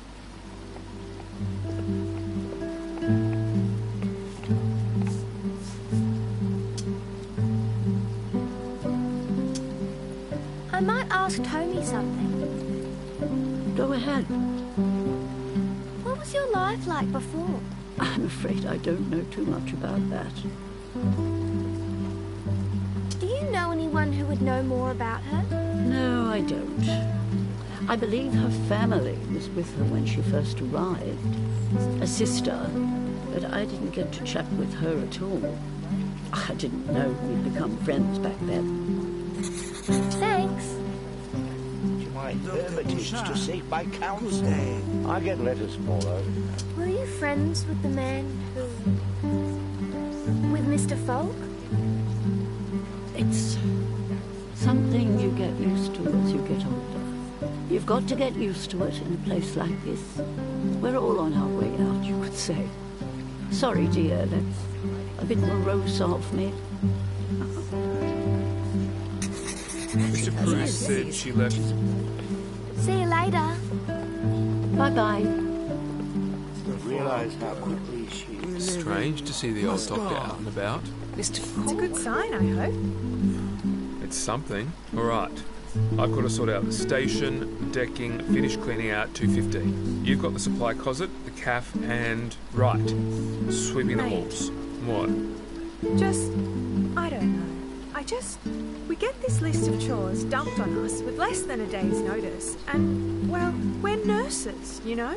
Yeah. I have patients that need looking after. Miss Hummel, bless her heart, is always going somewhere unexpectedly. And there's Mr. Falk's passing. That's still quite raw for some up here. And now Dr. Bouchard's out of her room for the first time in weeks. And, well, that's what I'm focusing on right now, honestly. If this counsellor can't cop the reality of a busy hospital, he can get stuffed. Get stuffed? Lily? Sorry. No, do not be sorry. You're dead on. Dead on. If the boss is too cheap to hire a couple of cleaners, he can wear it. Yeah, but I mean, on There's the other... no other hand. We'll just do our bloody jobs and to hell with his flaws. Okay then. Wenn du nicht zuerst gehst. Ich möchte nicht alleine sein. I wish I had that chance. Chance? To be in my own bed when... Well, they won't let me leave. I'm stuck up here in this airborne monstrosity. They believe duty of care compels them to contravene my desire.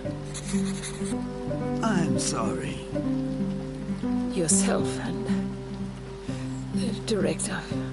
Mr. Pettigrew? I have seen that you talk. Yes. You have an interest in this place. My family has, yes. Yes. Well... He wishes to meet me today. I will speak with him about your case. Thank you.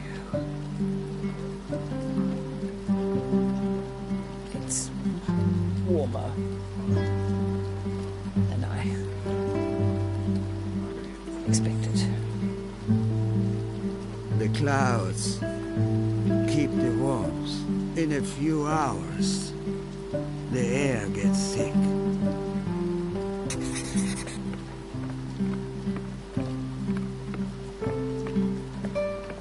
Excuse me?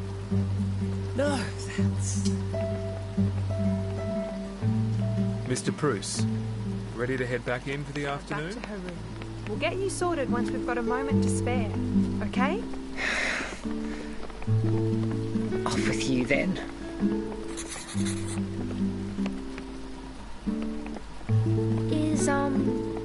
Is this seat taken? Yes, it will be shortly. Oh, I'm sorry. I can sit somewhere. Go on, sit down. Sweet of you to keep me company. Good afternoon. I trust you're both well. Well, just fine, thanks. May I accompany you? What's the time, lad? It's around 1:30. Those bloody... Can you be a dear and fetch someone from the nurse's station? Can I do anything for you? You can fetch a nurse. I need help getting to my room. Okay, I'll go now. Thank you. Wouldn't take up much of your time at all. A simple interview with myself, cassette recorder, discussing your experience.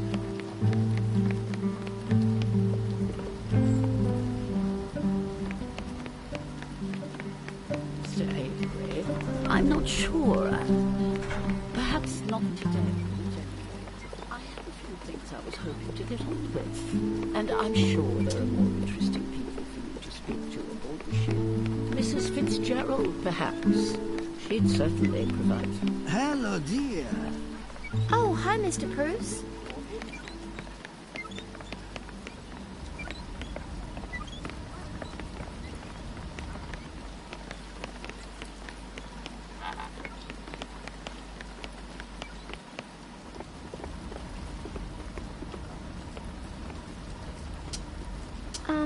Lily? Yes? Esther said she needs help getting back to her room. She's in the cafeteria. Ah, yes, we know. I put the call out for Joe to go help. I think Esther's been waiting a while. It's a busy day today. We're all fighting fires. I'm sure Joe will make it there as soon as he can. If you like, you can go back to her and let her know that help is on the way.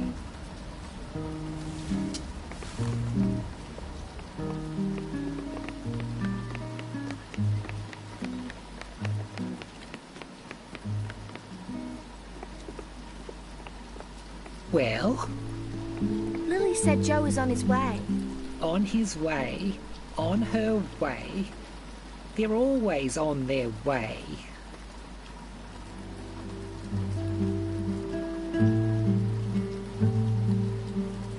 I can sit with you while you wait. Well, some company'd be nice. Thank you, dear.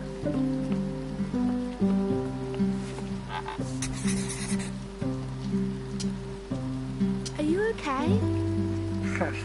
If only the staff was so attentive. Is there anything I can do? Don't trouble yourself, my dear. It'll do no one any good. Although, if you could find me a cushion somewhere, I'd be much obliged. I'll have a look. Assistance required. Cafeteria. Repeat, cafeteria. Assistance required.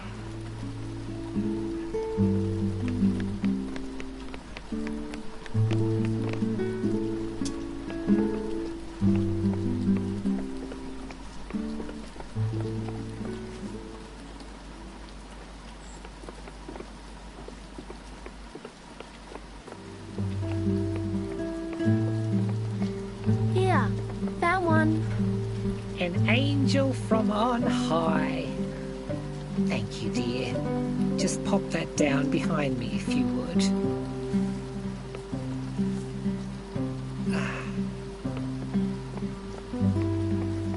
All right, Mr. DeMille. I'm ready for my close-up.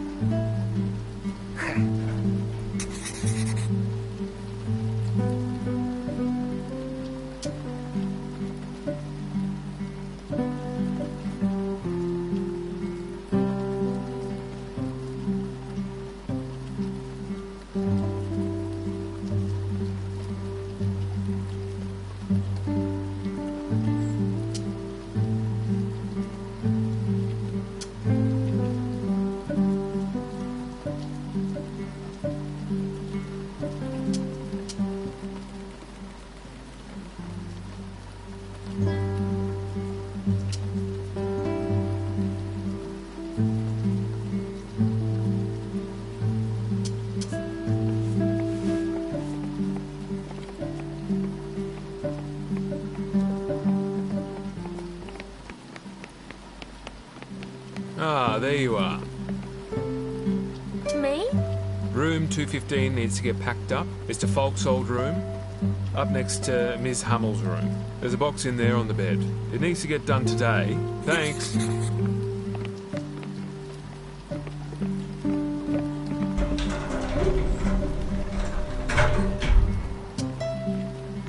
Hello there. Are you lost? I'm Casey. Yes, well, we'll have to find someone to look after you. I don't need to be looked after. I'm looking after the patients. That's what the nurses do, my dear.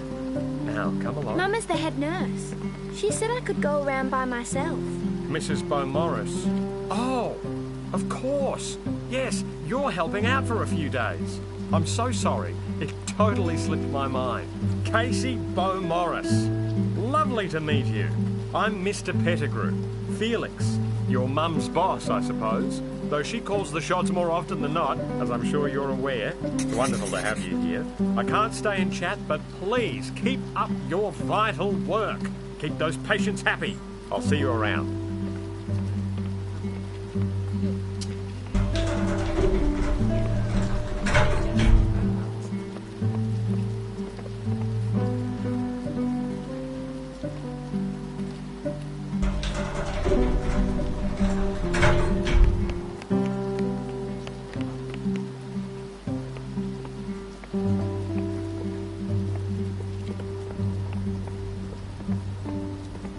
I guess that's the box.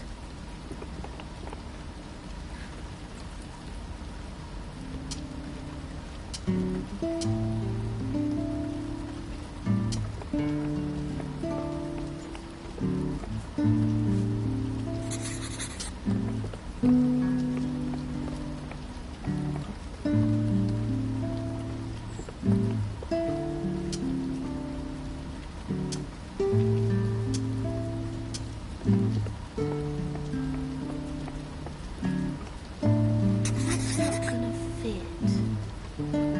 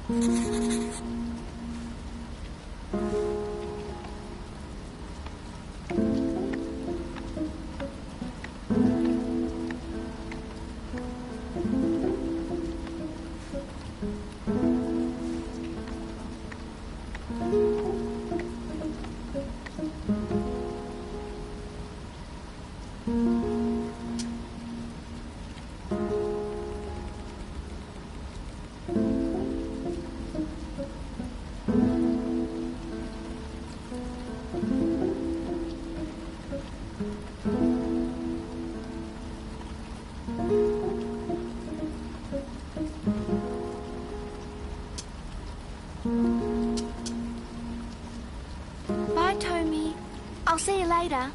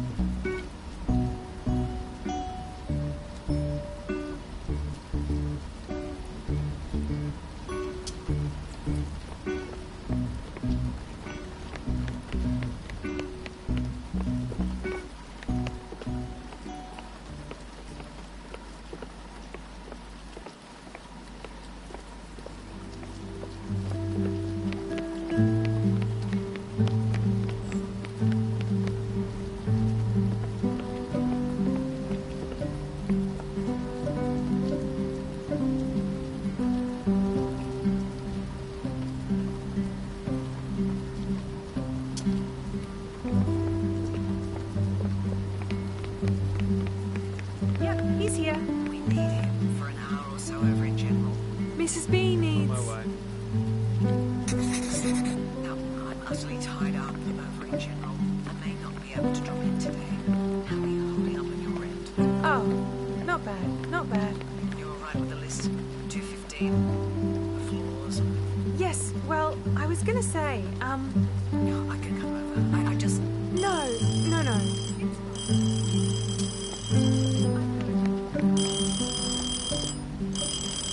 As soon as I can. Finally. Now please remember, second ring. Always pick up just after the second ring. It's Casey. Oh. Nurse is not around? There's meant to always be one at the station. Well, do you know how to dial down to the kitchen? I know you start with an 8. Wait a second. It's here, written on the number pad. There we go. Never mind. Thank you for your assistance.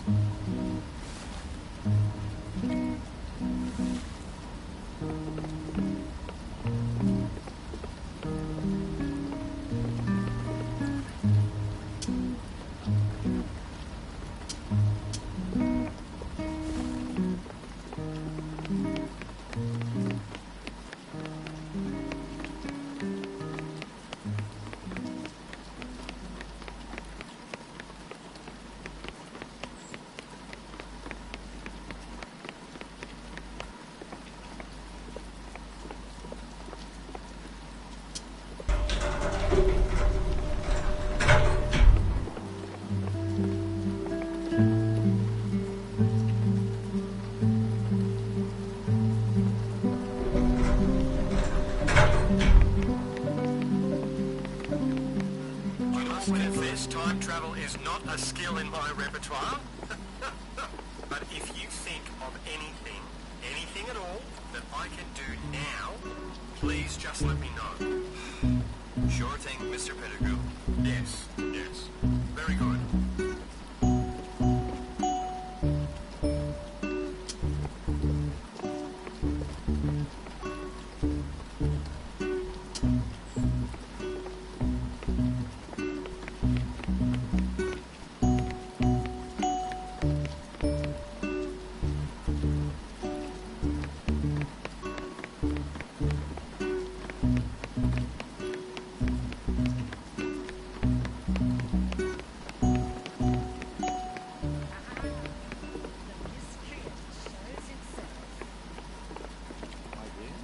You dismissed it.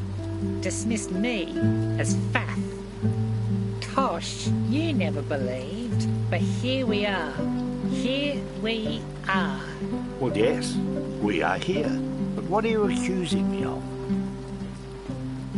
Mrs. Fitzgerald? Yes. Yes. Well, I've just come back from next door. And well, about the woman. The woman? The German woman. Of course. Of course. Yes. It was rather barricadious, as you foresaw. But I saw very little lip movement. Well, that's all we'll get out of that stiff upper lip. Keep your ear to the ground, Mr. Avery, and I'll do the same. Indeed. And well, you're quite all right, my dear. What are you on about? See me at dinner. Very well. Ah, Casey. Hello. Hi, Mr. Avery.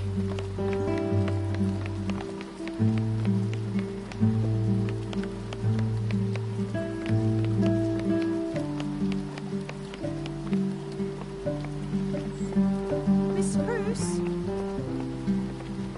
Oh.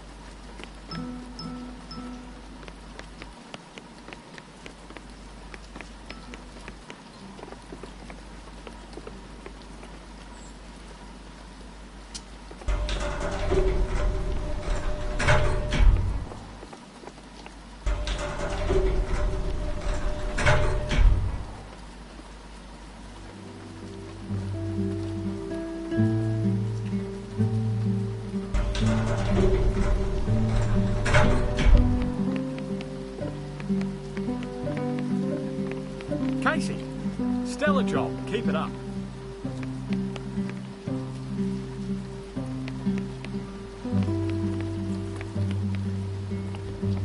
Mr. Tagliabue, my esteemed colleague, you will remember to bring Mr. Proust to my office. 4:15? Oh, right. Sure thing, boss. Very good.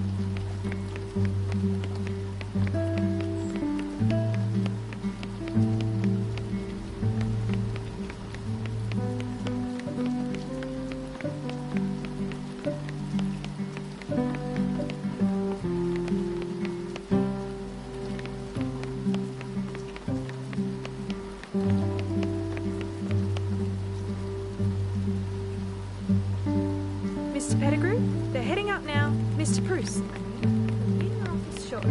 Ah, yes, very good.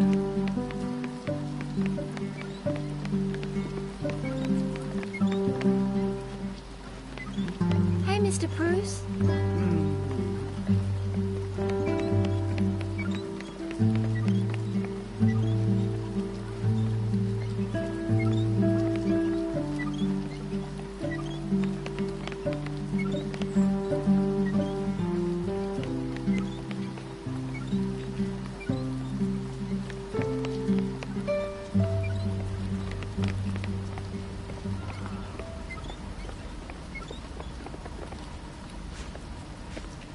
Thank you. No worries, Mr. P. I'll leave you both to it. Now, Mr. Bruce. Mr. Pettigrew. You've been well, I trust? Well enough. So, I wanted to speak with you about tomorrow. We've got a government man coming through. He's very excited about this place, that's for sure. A lot of people in Melbourne are too. And of course, my hope is that the excitement you feel has not waned. I understand. Great. I'm so glad to hear it. And I'm to meet the visitor. Speak in good terms about the Gräfin. Well, that would certainly go a long way. An esteemed patient such as yourself, well... I will do this. Well, thank you, Mr. Bruce. I thought, well, I'll get... Mr. Pettigrew. Yes? I wish to ask a return favor. Oh, yes, of course. Of course, of course, of course. I'm all ears.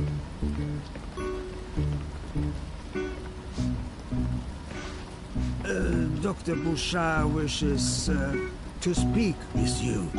Doctor... Oh, I see, yes. Quality of care issues have been coming up recently. I'll actually ring Ruth up right after... She wishes to speak with you. Alone. Me? Oh, certainly. I'll do it, certainly. And I will meet the visitor. Well, yes. I'll speak with Dr. Bouchard as soon as I can manage, which should be, this week. In fact, tomorrow. Right after the visit. I promise. I appreciate it. Oh, certainly, certainly. Well, thank you very much, Mr. Bruce. And please know that your fine self and your family also have my undying appreciation. This place would not have got any ways up off the ground, so to speak, without your contribution. Yes. Very good. Well, thank you, Mr. Bruce. Nurse! Joe! Pardon me.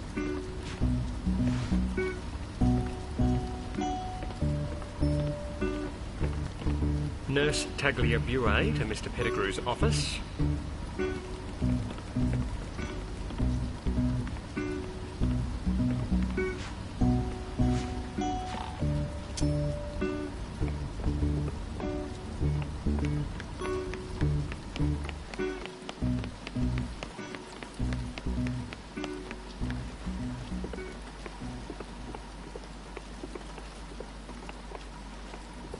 Oh, you're here now. This is Mr. Falk's room. I mean, it was. I guess it doesn't really matter now.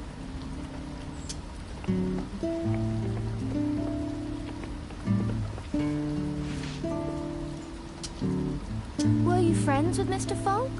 His room has a nice smell. Maybe that's what he smelled like? I'm sorry that he's gone.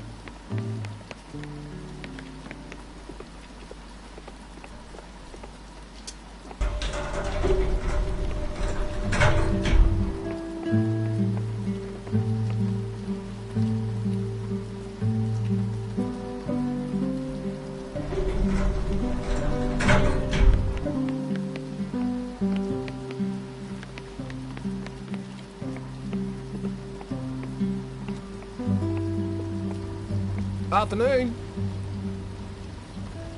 You said I could come back any time? Yeah, of course. Cool. Sit on the bunk. This is where I hang out most of the time. This place used to be crew quarters, I reckon. So, kinda makes sense.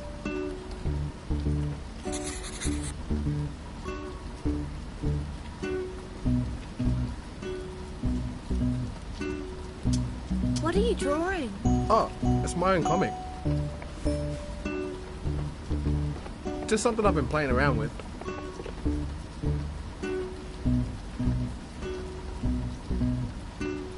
What's the story about? It's a superhero story. There's a bad guy, Pallet. He's got a whole gang. He's trying to blow up a mountain so he can get the gold and make an evil hideout. But then there's girl, Ilk. She has the power of the rivers. She can turn into the water and move anywhere in a second. She's got to sneak around and save the mountain mob.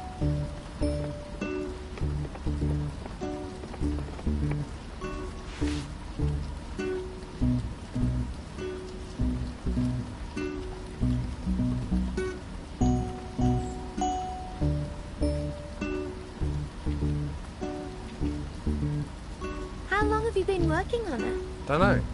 Couple weeks?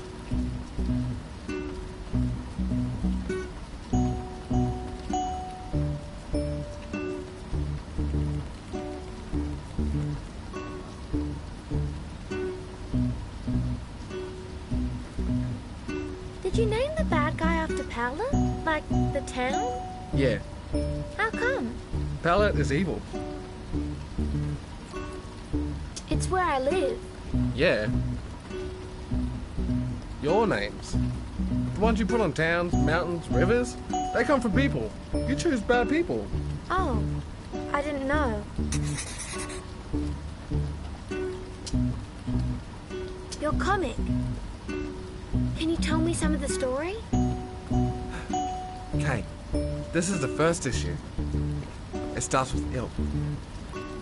Ilk and her sister are washing in the stream. They hear sounds. Men's voices. Horses. Hooves tear up roots. Take chunks out of the earth. Ilk tells her sister to go back home and warn the mob. She hides behind a rock. The men come closer. They jump down next to the stream. Ilk peeks out. Sees they got a rifle. The main guy, Pallet, gets a pan out of his pack, shakes around in the stream. It comes out shiny. He smiles, a big smile. He's got a gold tooth. This here, boys. He goes, this is our land. The hell it is! Ilk can't help it. She yells out. The men raise their guns. She runs off down the side of the stream. They jump on their horses and chase her.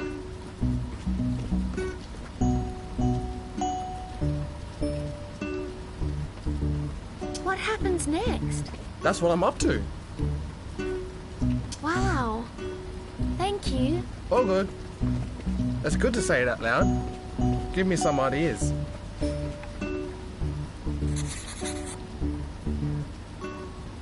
I like your place. Wow. Got enough cola? It's not for drinking. What do you mean? They're original bottles. Can't you tell the difference? These were on board the ship when it blew in from the sea. Cool. Yeah.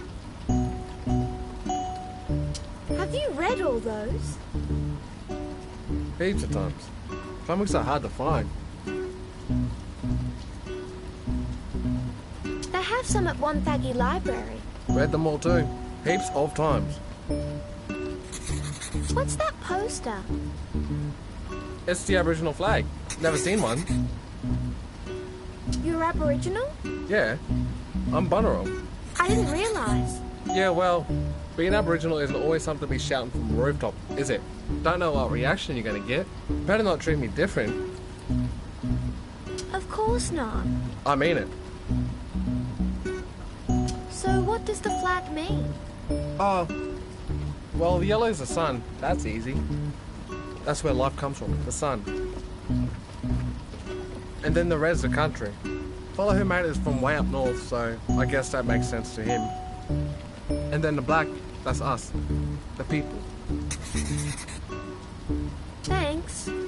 for letting me know. No workers. I reckon it's pretty deadly.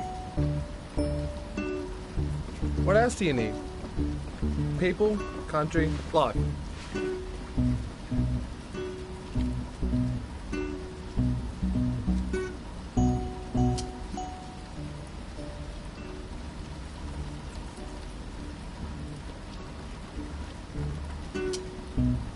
Where does Ilk's name come from? The hero in the comic? It's a Bunurong word. Means eel. Oh, cool. Well, better get back to it. Okay.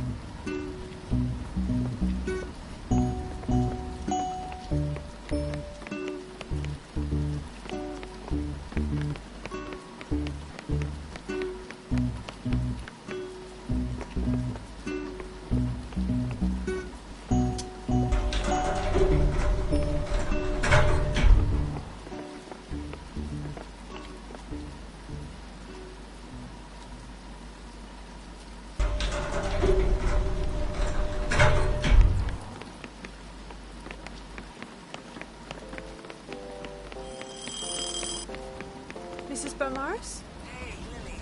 Are you able to find Casey? I'm running behind over here. Oh, sure. She's right here, actually. Casey! Great.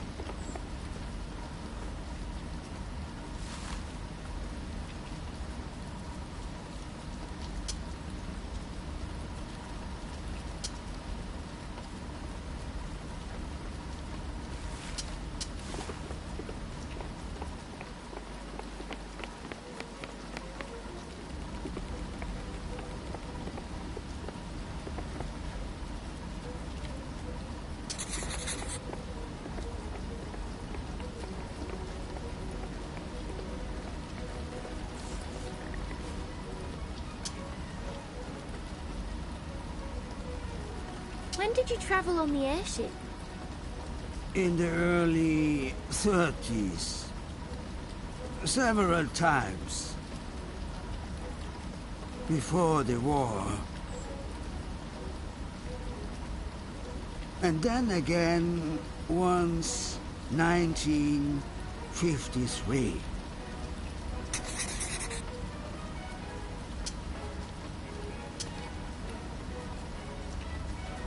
Could any other patients have travelled on the ship? I'm not sure. Miss Hamel, perhaps. She is a dame.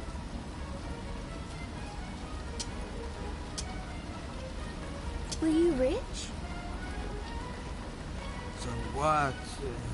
My honor was admired by many we did not want.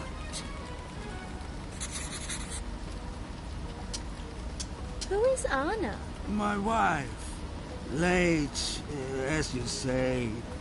She has died. I'm sorry.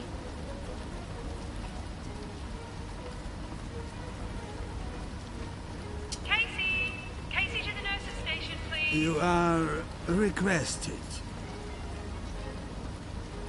Wish I could stay here. And I wish to go. Goodbye, Casey. See you tomorrow, Mr. Bruce. Ah, Casey. Your mum called. We've got to get you to the shuttle. She's running a bit late. Why is she late again? She didn't say, but, well, today's been an absolute mess. Both here and in the rest of the ship. Go easy on your mum. Come on.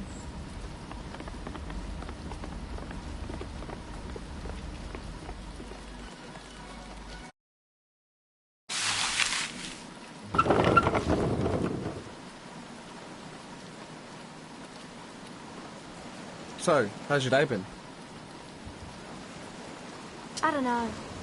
How was yours? Oh, not too bad. Gonna have to focus getting the shuttle down in this weather.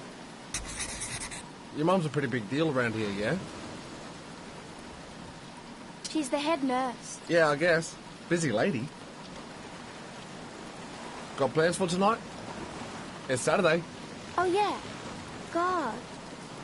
Why is Mum taking so long? I've already missed countdown. You have a tally? Cool. Here I am. Here I am. Sorry, Ted. All good, Mrs. B. I'll start her up.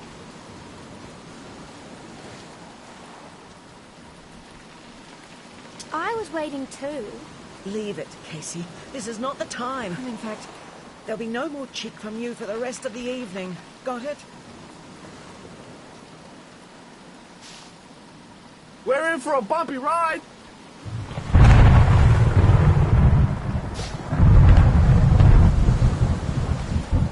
Are you alright? What? I said, are you alright? No. I'm wrung out.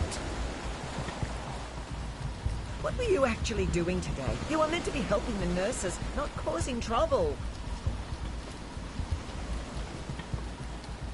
I wasn't causing trouble. Don't you talk back. I can't count on you, Casey. Like yesterday. I told you not to bring your notebook. And what's the first thing I discover on the trip up? You were never going to take this seriously.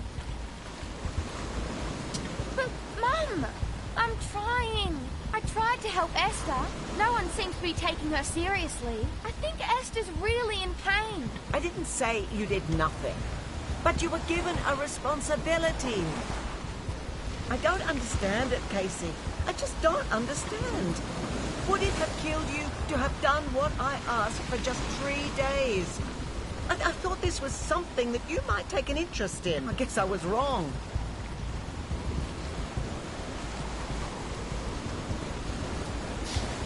All right.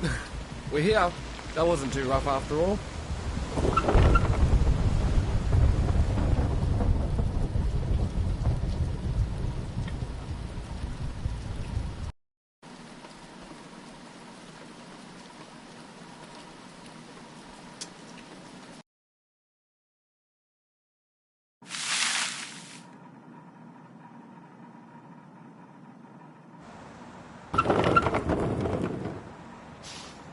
Morning, Mrs. B. Hey, Casey. Hi. I'll get us going.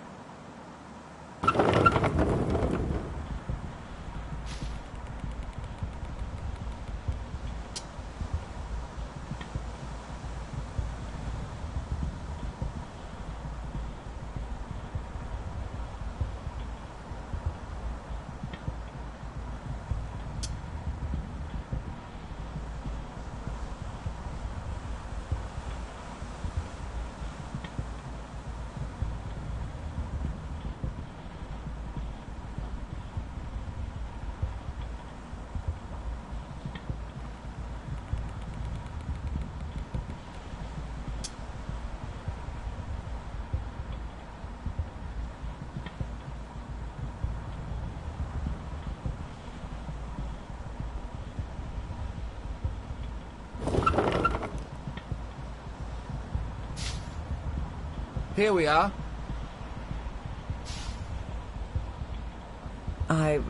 Well, today is... Let's talk after lunch.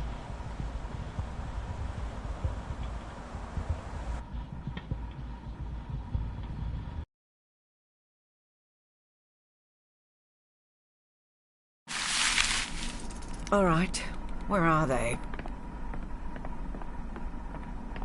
Lily, Joe, where are you? I'll find them. Sure. Joe, Lily. Sorry. The rounds. Joe's up with Tommy now. All right, take a moment. How are you? I'm fine. I just need to... Mr. Pettigrew gave me this list. Order of events, he said. What is this? Beef burn iron? I didn't have time to ask. He rushed over to General. Okay, that's fine. Just breathe. Take some time. I'll see what the state is in, General. Then I'll be back. Get Joe here. Okay. All right. Joe to the nurses' station. Joe.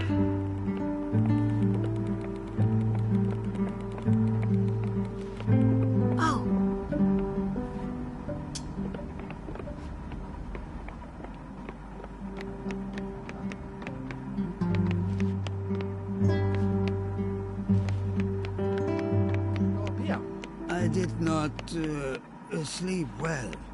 Yeah.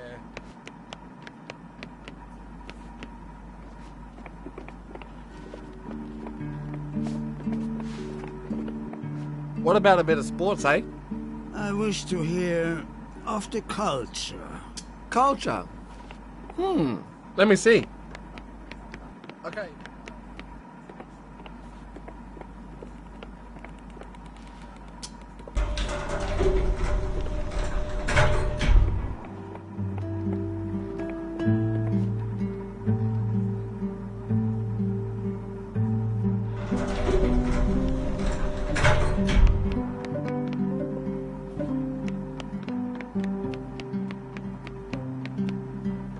Oh, Oh. Oh, good, good morning. What are you up to down here? I'm exploring the ship for my article. Of course, of course. Well, it is an interesting area. I'm sure you could glean a few details down here amongst the rubble. Why it hasn't all been cleaned away is anyone's guess.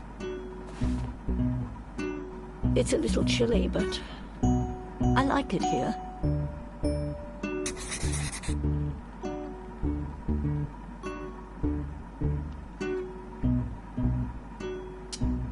What are you doing down here?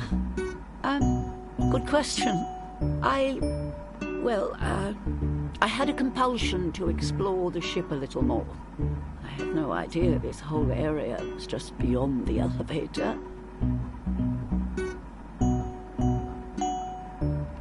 What made you want to explore today?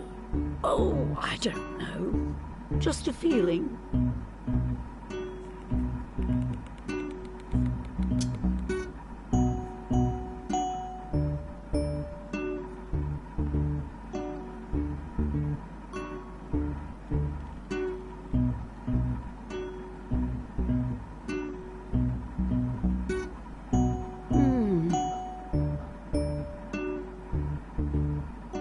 Did you say something? Oh, sorry, child. I was remembering. What was it? Oh, well, it was... Oh, no. It's gone again. Sorry, love. That just happens sometimes, when you're older. I'll, leave you to it. Oh, sure thing. I'll see you back in the ward. See ya.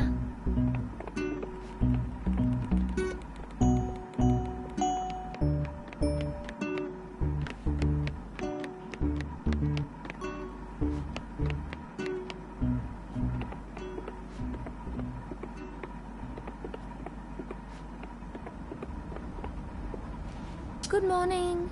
Well, it's no longer raining, I suppose.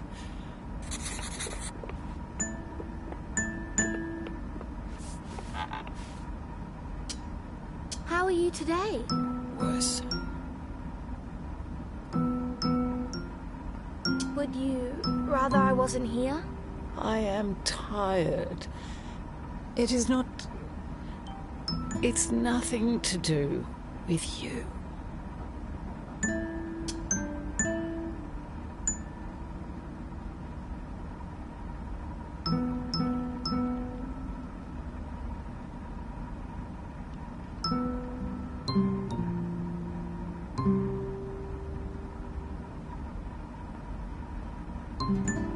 Casey.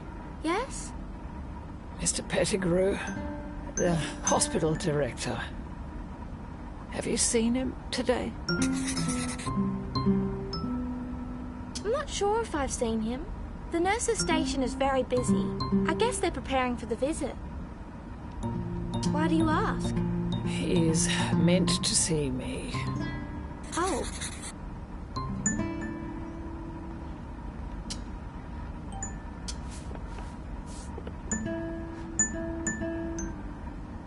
I'm just leaving.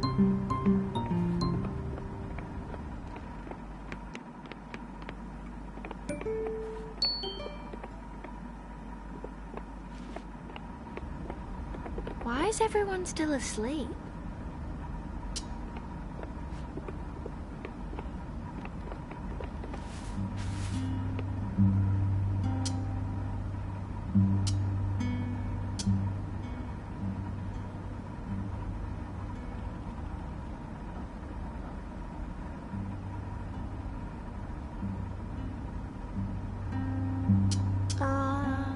Esther?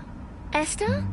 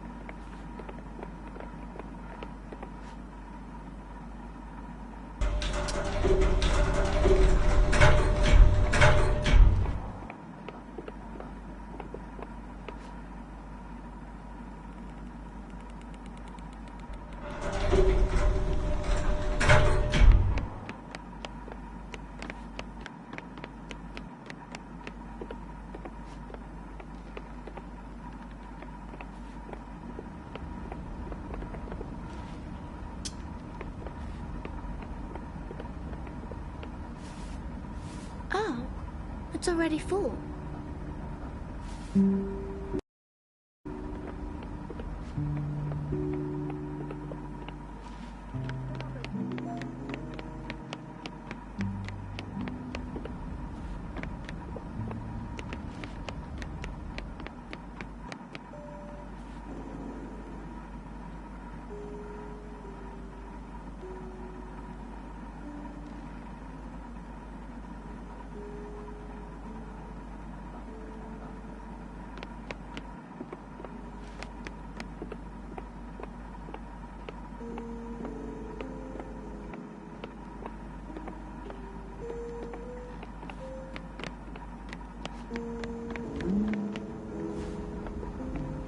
Good morning.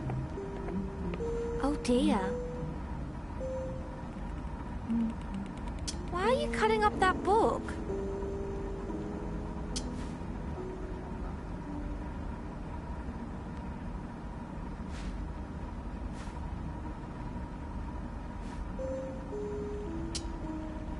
Well, just be careful.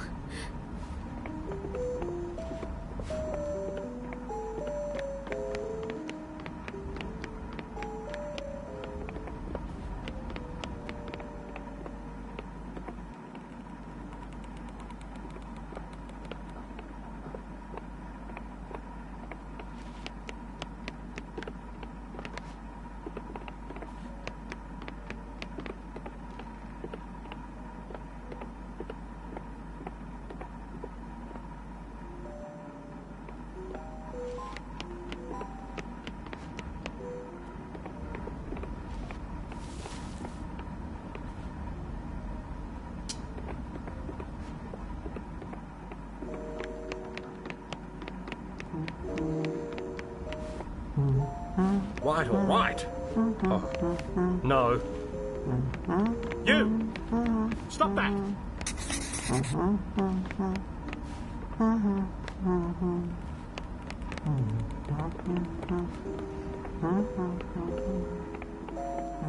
Crisis!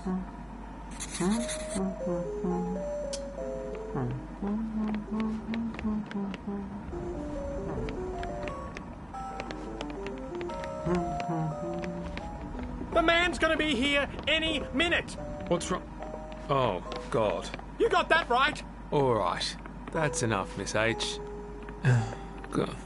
I know I'm asking a lot from you all at the moment, but this just... Hi, Tommy. It can't be happening. Here we are. This Come is with not me. excellence. This visit is of grave importance for all of us. I'll get her back to her room. Can you clean this up? Oh, well, of course. Yes. Fine. Go! Go!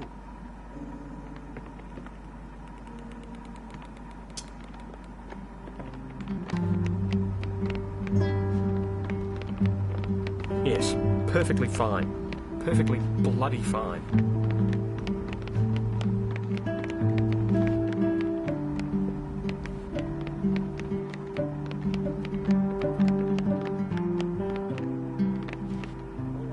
Mr. Pettigrew, I'm just... Devon? The Bourguignon. It's absolutely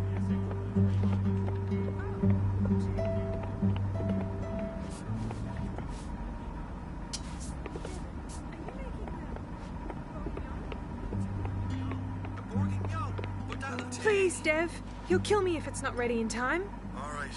I'm on it. I'll do my bloody best. Thank you.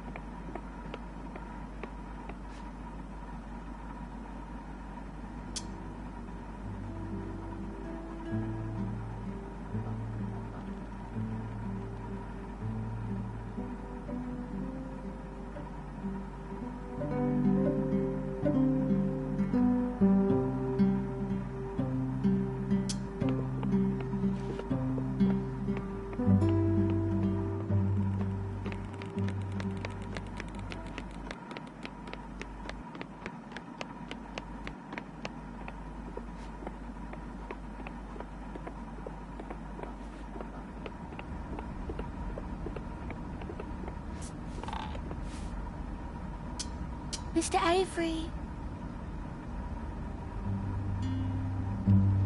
Mr. Avery, it's morning.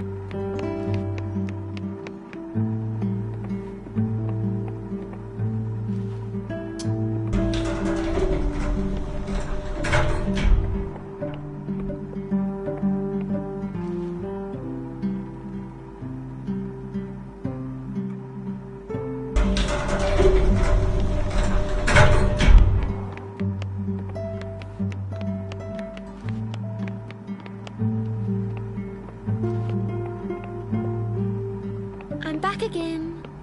Indeed.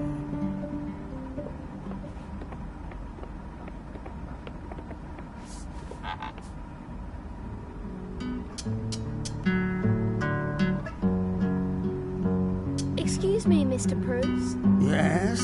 Do you mind if I ask where you're from? From? Before Australia.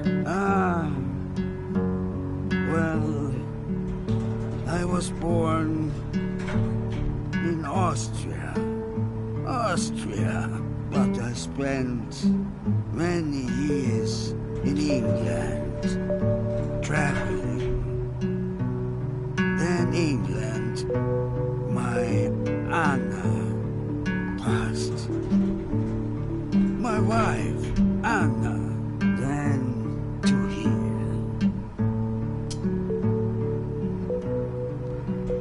What was Austria like? Austria? I was born, raised there. We lived there many years. We left, never returned.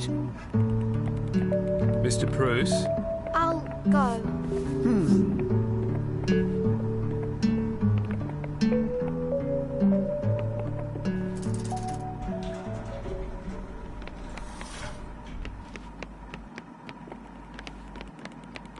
Go. If he's wrong, well, bet he's already fishing somewhere.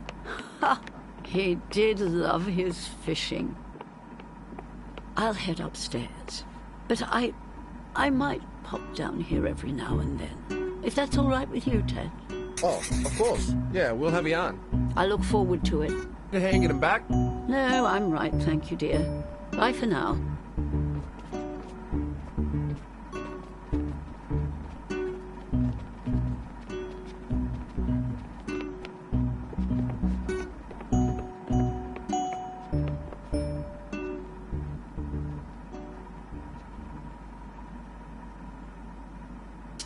Good morning.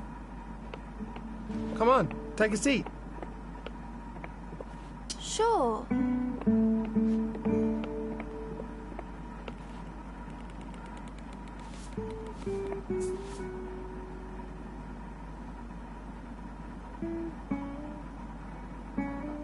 Code blue, room 413. Dr. Shen? Joe, code blue, room 413. We live down there. That's pretty far out of town. Yeah, it's good. Less people nosing around. Like seeing it from up here. I might get up. I'm gonna do it. Dr. Alavi to G ward for Mr. Savarantham. G ward. See? You're good. See? Bye.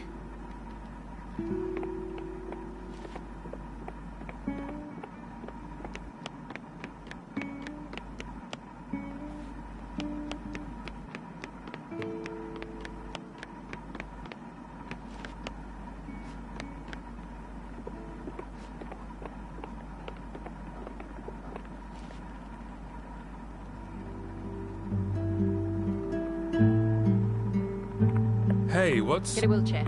on it? Esther, where does it hurt? Back.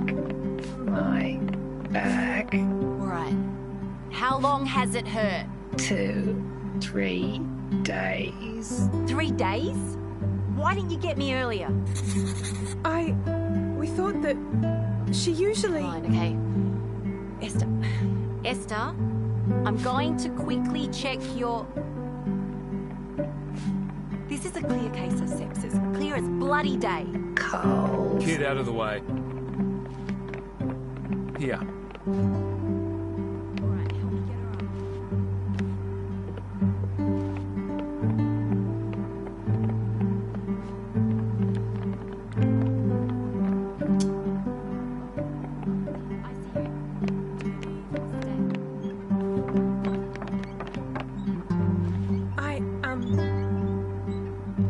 Are you okay? Oh, I don't know. Yes? Fine. I've got to get back to the desk.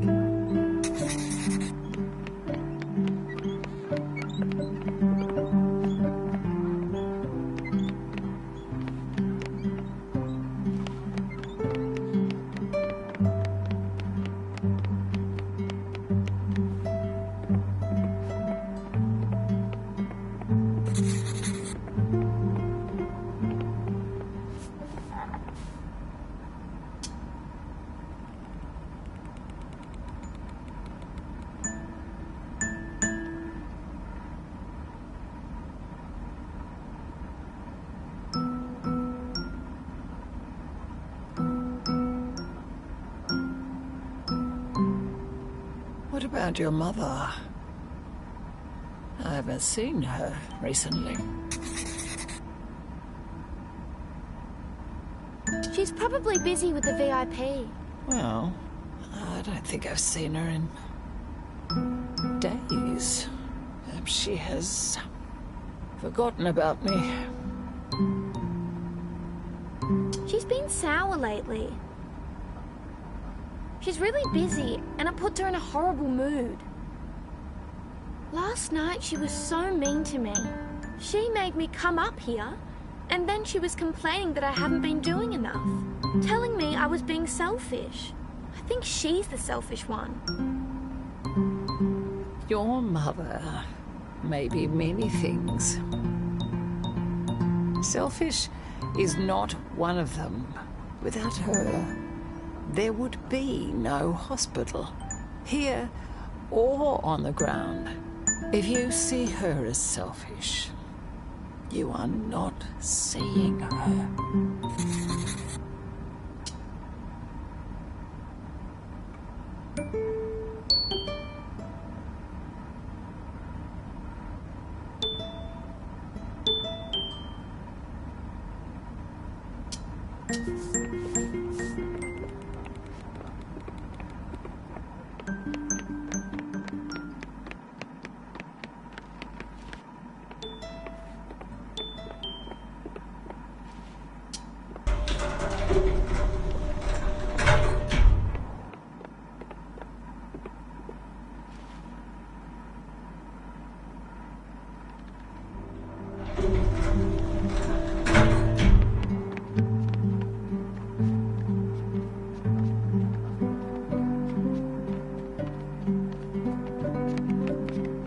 Your room is looking positively vital today, told me. I reckon it's yesterday's humidity that's done it. Out of the way. Not a word, Mr. Avery. Did you double check?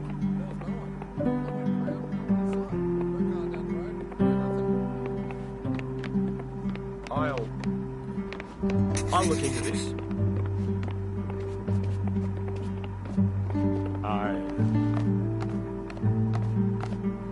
Yes.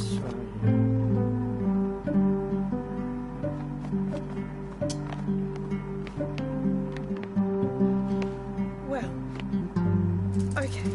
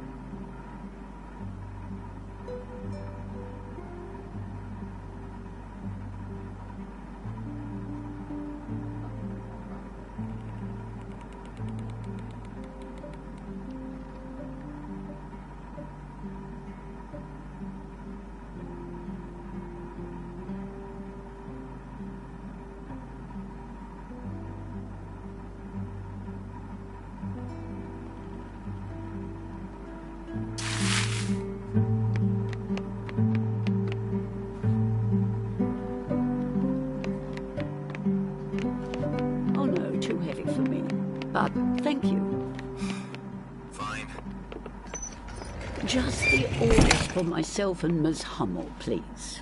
All right. Just a moment. Here's yours. Miss Hummels will be up afterward. Thank you, Devon.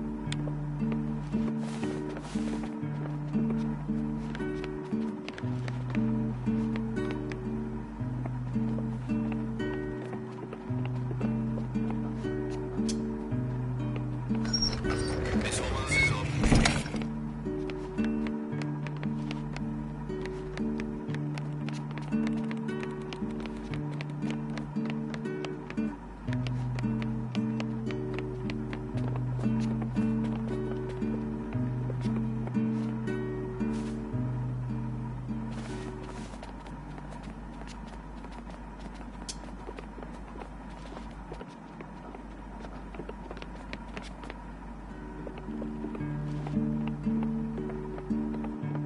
Hi, Mr. Bruce. Ah, child, I wish to be alone.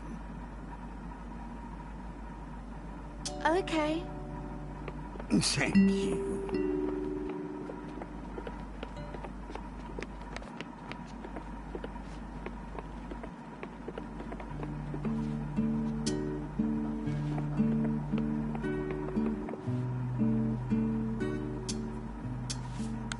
I'm ready to order. Yep. What'll it be? I'll go for the cream of corn soup today, please. On its way. Thank you.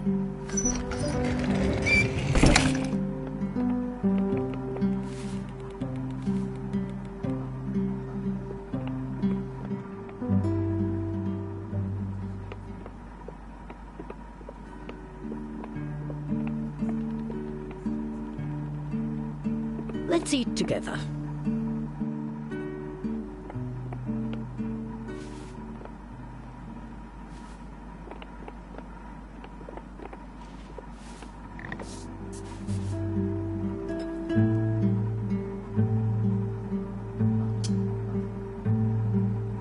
I'm actually a bit annoyed today, to be honest. Oh, not with me, I hope. Oh, sorry. No, not you. Only pulling your leg, Poppet. What's the trouble? It's Mum. I don't get what she wants me to be doing up here. She's mad at me for not doing enough. But I don't know what else I can be doing. I'm not a nurse. Of course not.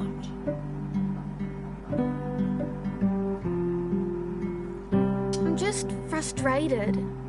Well, that's fair enough. If you get a chance.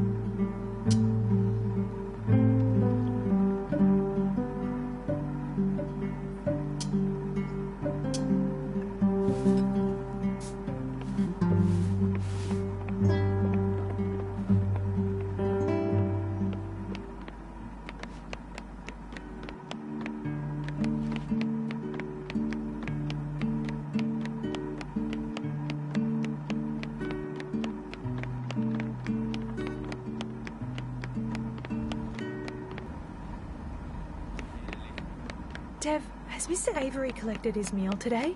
Oh, no, not yet. He's usually grabbed it by now. Is it ready? I can get it going. Thanks. I'll head over.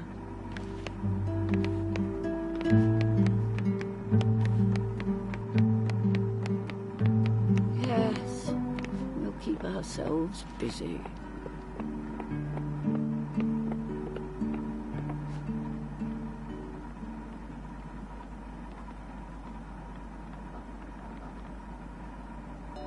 Cheers, Dev. Just grabbing it now. Yep.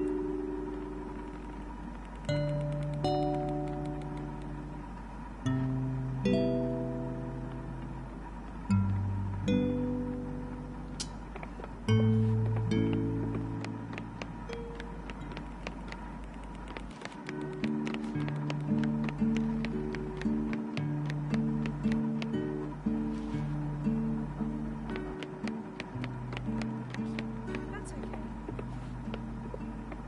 I'll leave it on the desk. Here. Yes, yes, very good.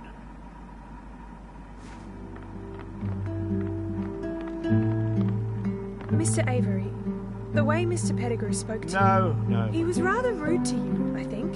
Well, I'm not quite sure you understood the situation. The gravity, I mean. But I must say I was caught off guard by his conduct. Felix has always presented himself to me as such a level-headed businessman. To see him in a flap like that, well, it was quite out of character. I'm sure it had nothing to do with you. Oh, of course. Water off a duck's back.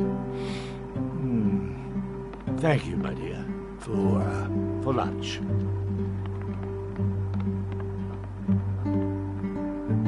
Well, I shouldn't let it go to waste, I suppose.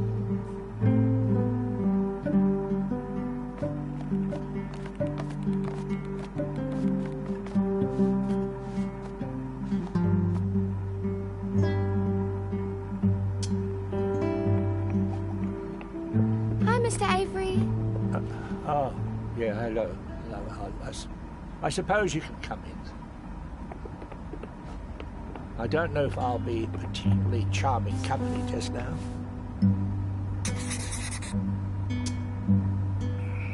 Is something wrong? There was just a strange moment before. I can leave it alone. I know I'm a bit of a sticky beak sometimes. Oh, but that's your best quality. No, I'll divulge. I had a heated exchange with a highly ranked member of the hospital administration, shall we say. Mr. Pettigrew? Oh, I'll refrain from naming this person as a professional courtesy. In any case, things were said that, well, brought colour to my cheeks. It's a rather untoward behaviour.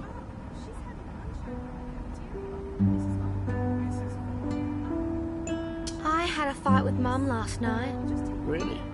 So, I understand how you feel. Sometimes people are just horrible to you.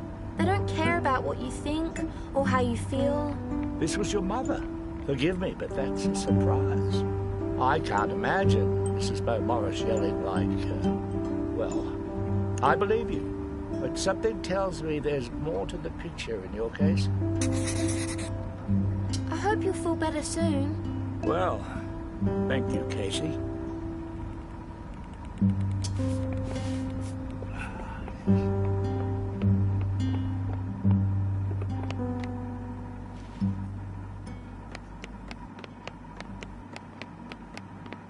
It's fine. We were just about to finish up. Please, sit. Very well. All good, Lily. All right, then. It's very nice to meet you. So, you're Tommy's niece? Somewhat. She is the sister of my grandmother. Ah, her great-niece. I suppose. And you are a friend of hers? Mrs. Vaughan. But Ida's just fine. Yes, Tommy is a good friend. My best friend, in fact.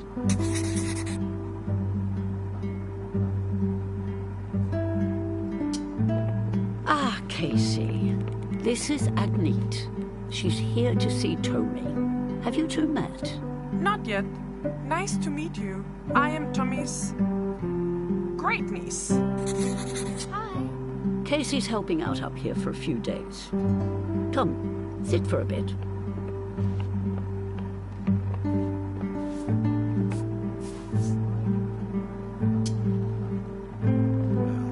Well, I shouldn't make a nuisance of myself. No, perhaps it is wiser to reconnoiter.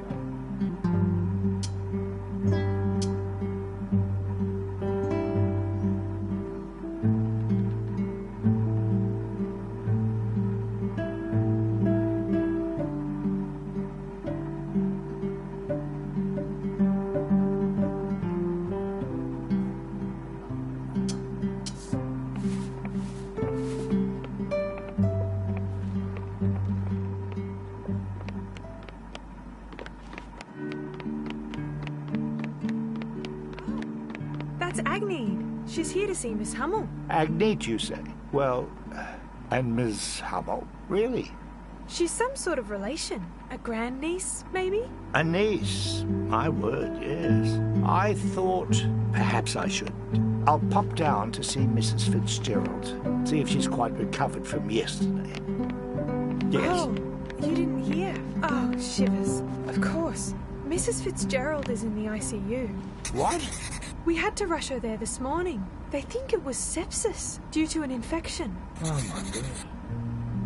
Have you heard? Nothing yet. Very well, very well.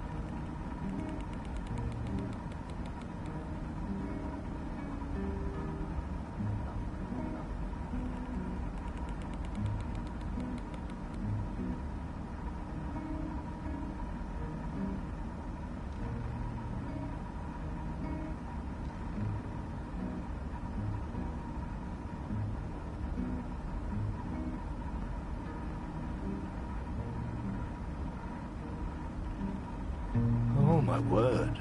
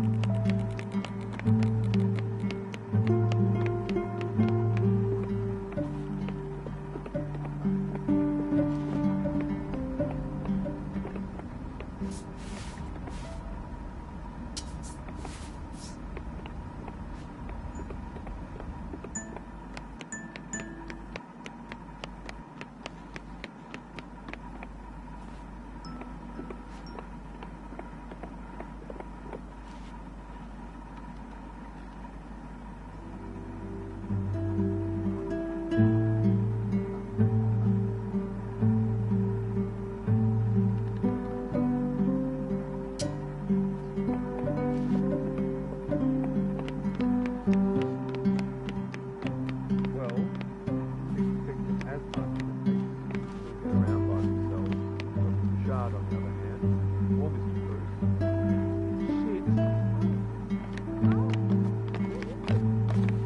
Ah, Casey. Hello. Hi, Mr. Avery.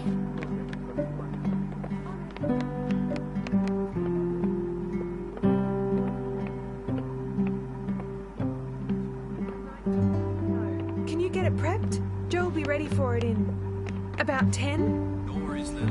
I'll jump on it. Wonderful. And dinner? A bit later than usual, perhaps? Good thinking. I'll pick it up after 4. Thanks, Dev.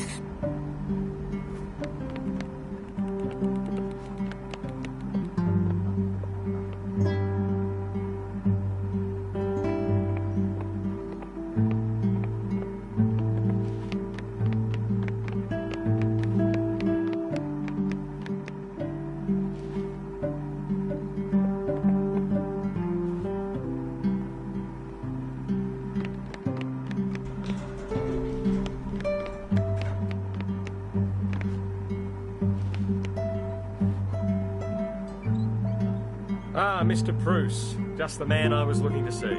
Mr. Pettigrew. So, about our visitor, well, I'm afraid... Giuseppe has explained the situation. Yes. Very good. Well, I just wanted to apologise. I know that you are a man of his schedule. It is not a problem. Good, good. Have you spoken with the doctor? Dr. Shen, I suppose... Oh, of course. Well, not yet, but I was just heading to her room after checking in with you. I see that her door is open. Yes. I'll pop in there now. Have a restful afternoon, Herr Bruce. And you? Giuseppe, a moment. All right.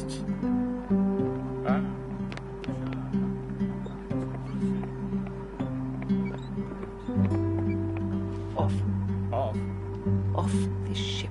I am to spend my remaining time in my home. On the ground. Oh, I'm not sure what you've been promised by the staff, but you're in respite care, as I understand it. You can't just up and leave. I hate this place. I am about to die. The very least you can do is let me die in my home. Look, think about what you're saying. You're being looked after in an airborne palace, receiving highest quality care by personnel that you yourself have trained. I can't allow an irrational impulse. Irrational? Well, I am quite sure this is against the recommendation of the medical staff. I am hearing you, I promise, but my hands are firmly tied. You're the director. This flying monstrosity exists because of you. You ungrateful crow! I gave you lifelong residency at rock-bottom prices! You and all the other patrons who used to dwell in that ramshackle county home. At great expense to myself and my financiers, by the way. I do not care about you or your financiers. I am not dying here. I've had just about enough of this. You don't get to boss me or anyone around anymore. You'll be sorry about this. I'll be dead, you son of a bitch. That's it.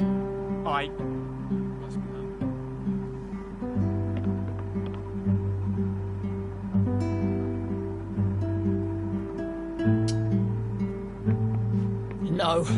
Out.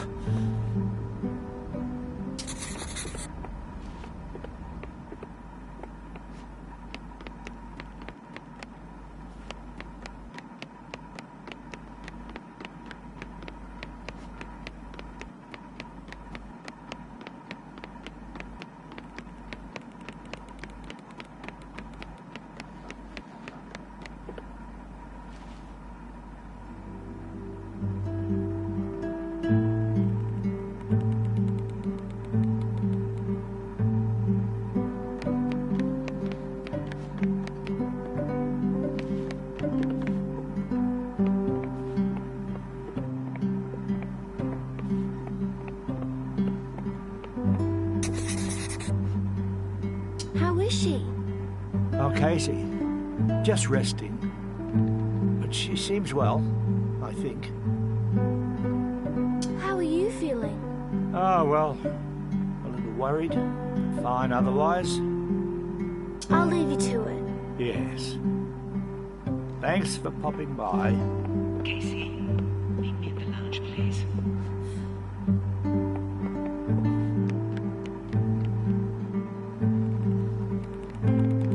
Ah, there you are. Come on, let's sit for a bit.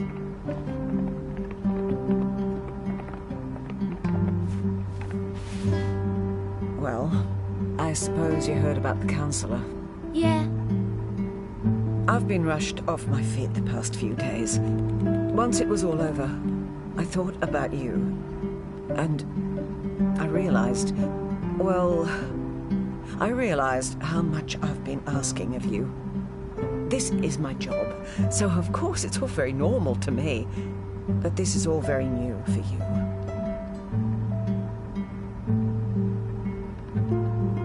I've just tried to be helpful. I'm sorry it wasn't enough. No, it was. Forget what I said last night. I was tired. This has all been a bit too much too soon, I think. Casey, I'm... oh, well, I'll say it. I'm embarrassed. I shouldn't have gotten angry with you. Everything that's been happening up here, the visit, the storm, and there was a nurse that quit. It all piled up on me, and I let it out on you. I'm sorry. I'm sorry too. I could have been more helpful and less difficult. Today, I finally got a chance to hear about what you've been up to. For instance, Joe told me you've been helping him out quite a bit. But I should have just listened to you. Actually listened.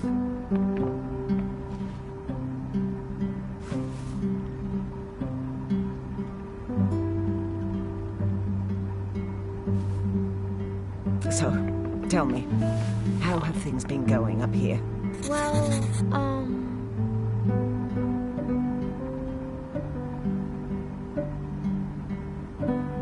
I tried to help Dr. Bouchard. I don't think I actually succeeded. Ah, Dr. Bouchard.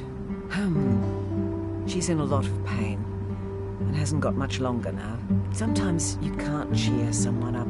The only thing we can do is be there for her.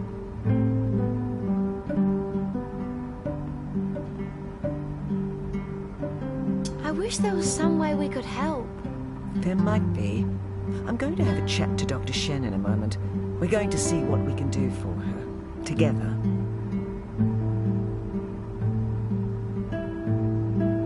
I might get back to it. Yes, me too. Looking forward to hearing more tonight. You enjoy the rest of your day now, okay? Thanks, Mum. See you tonight.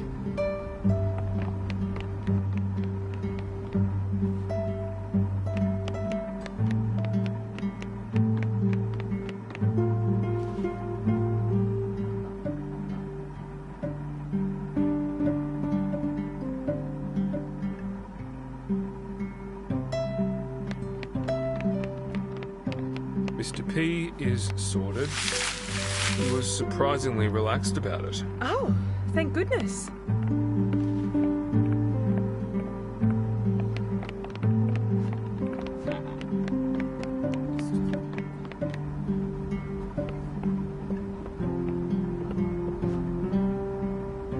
Now, about Margot. We've got to figure something out. You know, Ted was saying his aunt was looking for work. In home care? You're thinking? We could drop by every now and then. Yes, we could. We could make it happen. Could be the beginnings of our ground crew. Could we sneak it past? Oh, he's pretty preoccupied. Doubt he'd notice over the next couple of days at least. And then, well, it's already done. I'll see what Ted thinks. If all goes to plan, we'll run it by her. She'll be over the moon. Well, she'll smile. She'll smile.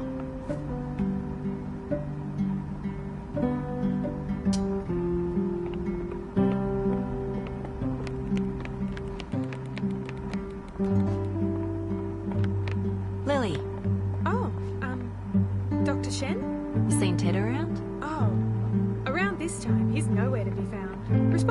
page, though. Would you mind? No, not at all. Shuttle operator to A ward nurses station. Shuttle operator. So, I'm sorry about earlier. What do you mean? When Mrs. Fitzgerald, you said I should have realised earlier. I'll do better. Oh. Can do. Haven't heard from you in a little while. Yes, it's been a weekend. Here too.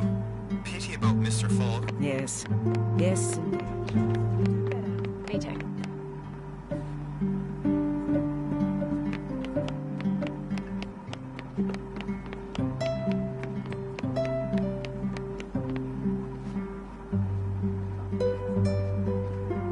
Afternoon. Hi. Hi, Lily. Dr. Shen, need another special run? Well, perhaps tomorrow. Is your aunt still looking for work? Yeah, she is. Auntie Linda. How would she feel about in-home care for the elderly? Starting ASAP, casual rates, but there's potential for ongoing work. Well, she needs work ASAP, so that part sounds good. But she's not a fan of heights. Perfect. The first job would be staying with Dr. Bouchard in her home down in Powlett, looking after her for the next few weeks. Mrs. Beau Morris and I will be dropping by.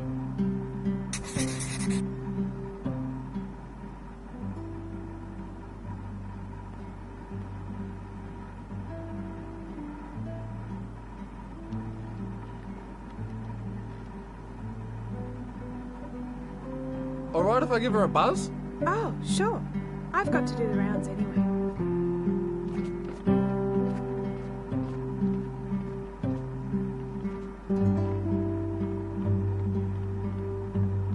Hey, Aunt. It's Dave. Hey, Case. Oh, hey. Got a job, eh? Looking after an old doctor. Not up here. In her place. Her house. Really sick. Cancer. Tough bird. Casual rates. In-home care. You'd be living with her. Yeah. They're alright. Yeah.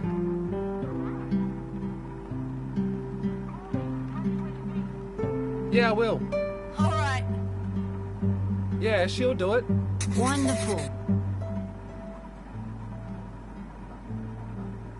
We'll get you more details tomorrow morning. Linda? That's it. Thanks, Ted. No worries. See that? That's what mobs do for each other. Come on.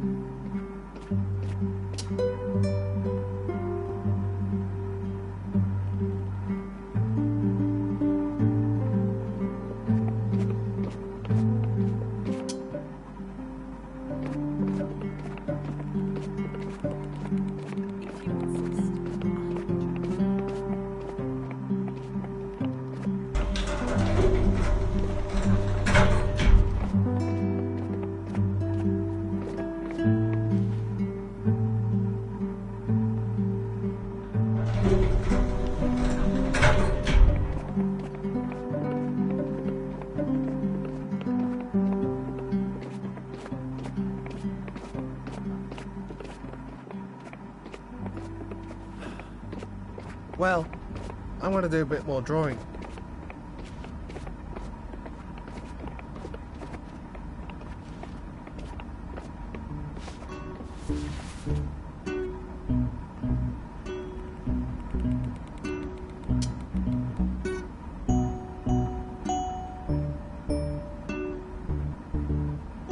Can you draw?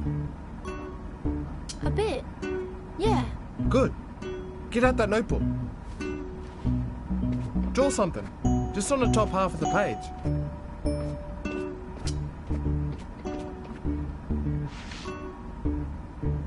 Alright, pass it over.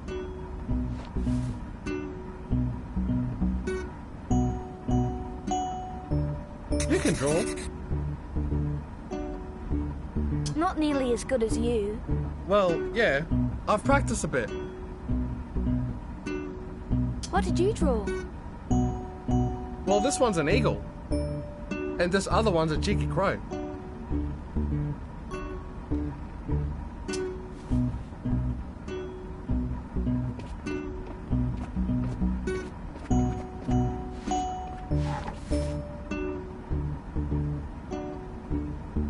See ya. See ya.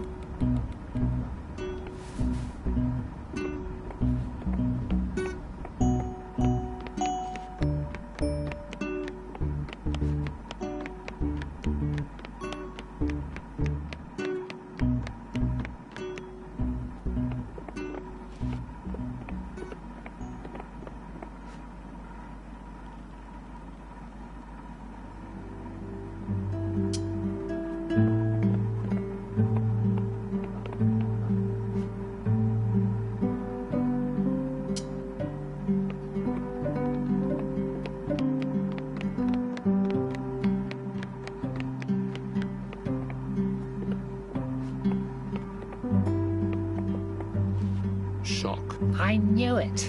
It's a condition that can develop when an infection goes untreated. Infection? What infection? I've been washing me hands. Your kidney, Mrs. F. It was causing you back pain. It wasn't back pain, you dolt. It was my arms. My hands. Well, are you feeling pain in your arms now? No, but I was before. Well, you never mentioned a thing about any kind of arm pain before. That I did. I don't... Mrs. F, I think you're a bit confused. You said... Don't you tell me I'm confused, you scallywag, you. Mrs. Fitzgerald told me yesterday. I heard it. Really? Yes, she said sore arms. I distinctly remember. Look, whatever. Why don't we head back to your room? Let's just get you back in your own bed. We'll take you through the details tomorrow. How does that sound? Abraham, what are you doing here? Yep. We'll need some privacy at this point, I'm afraid.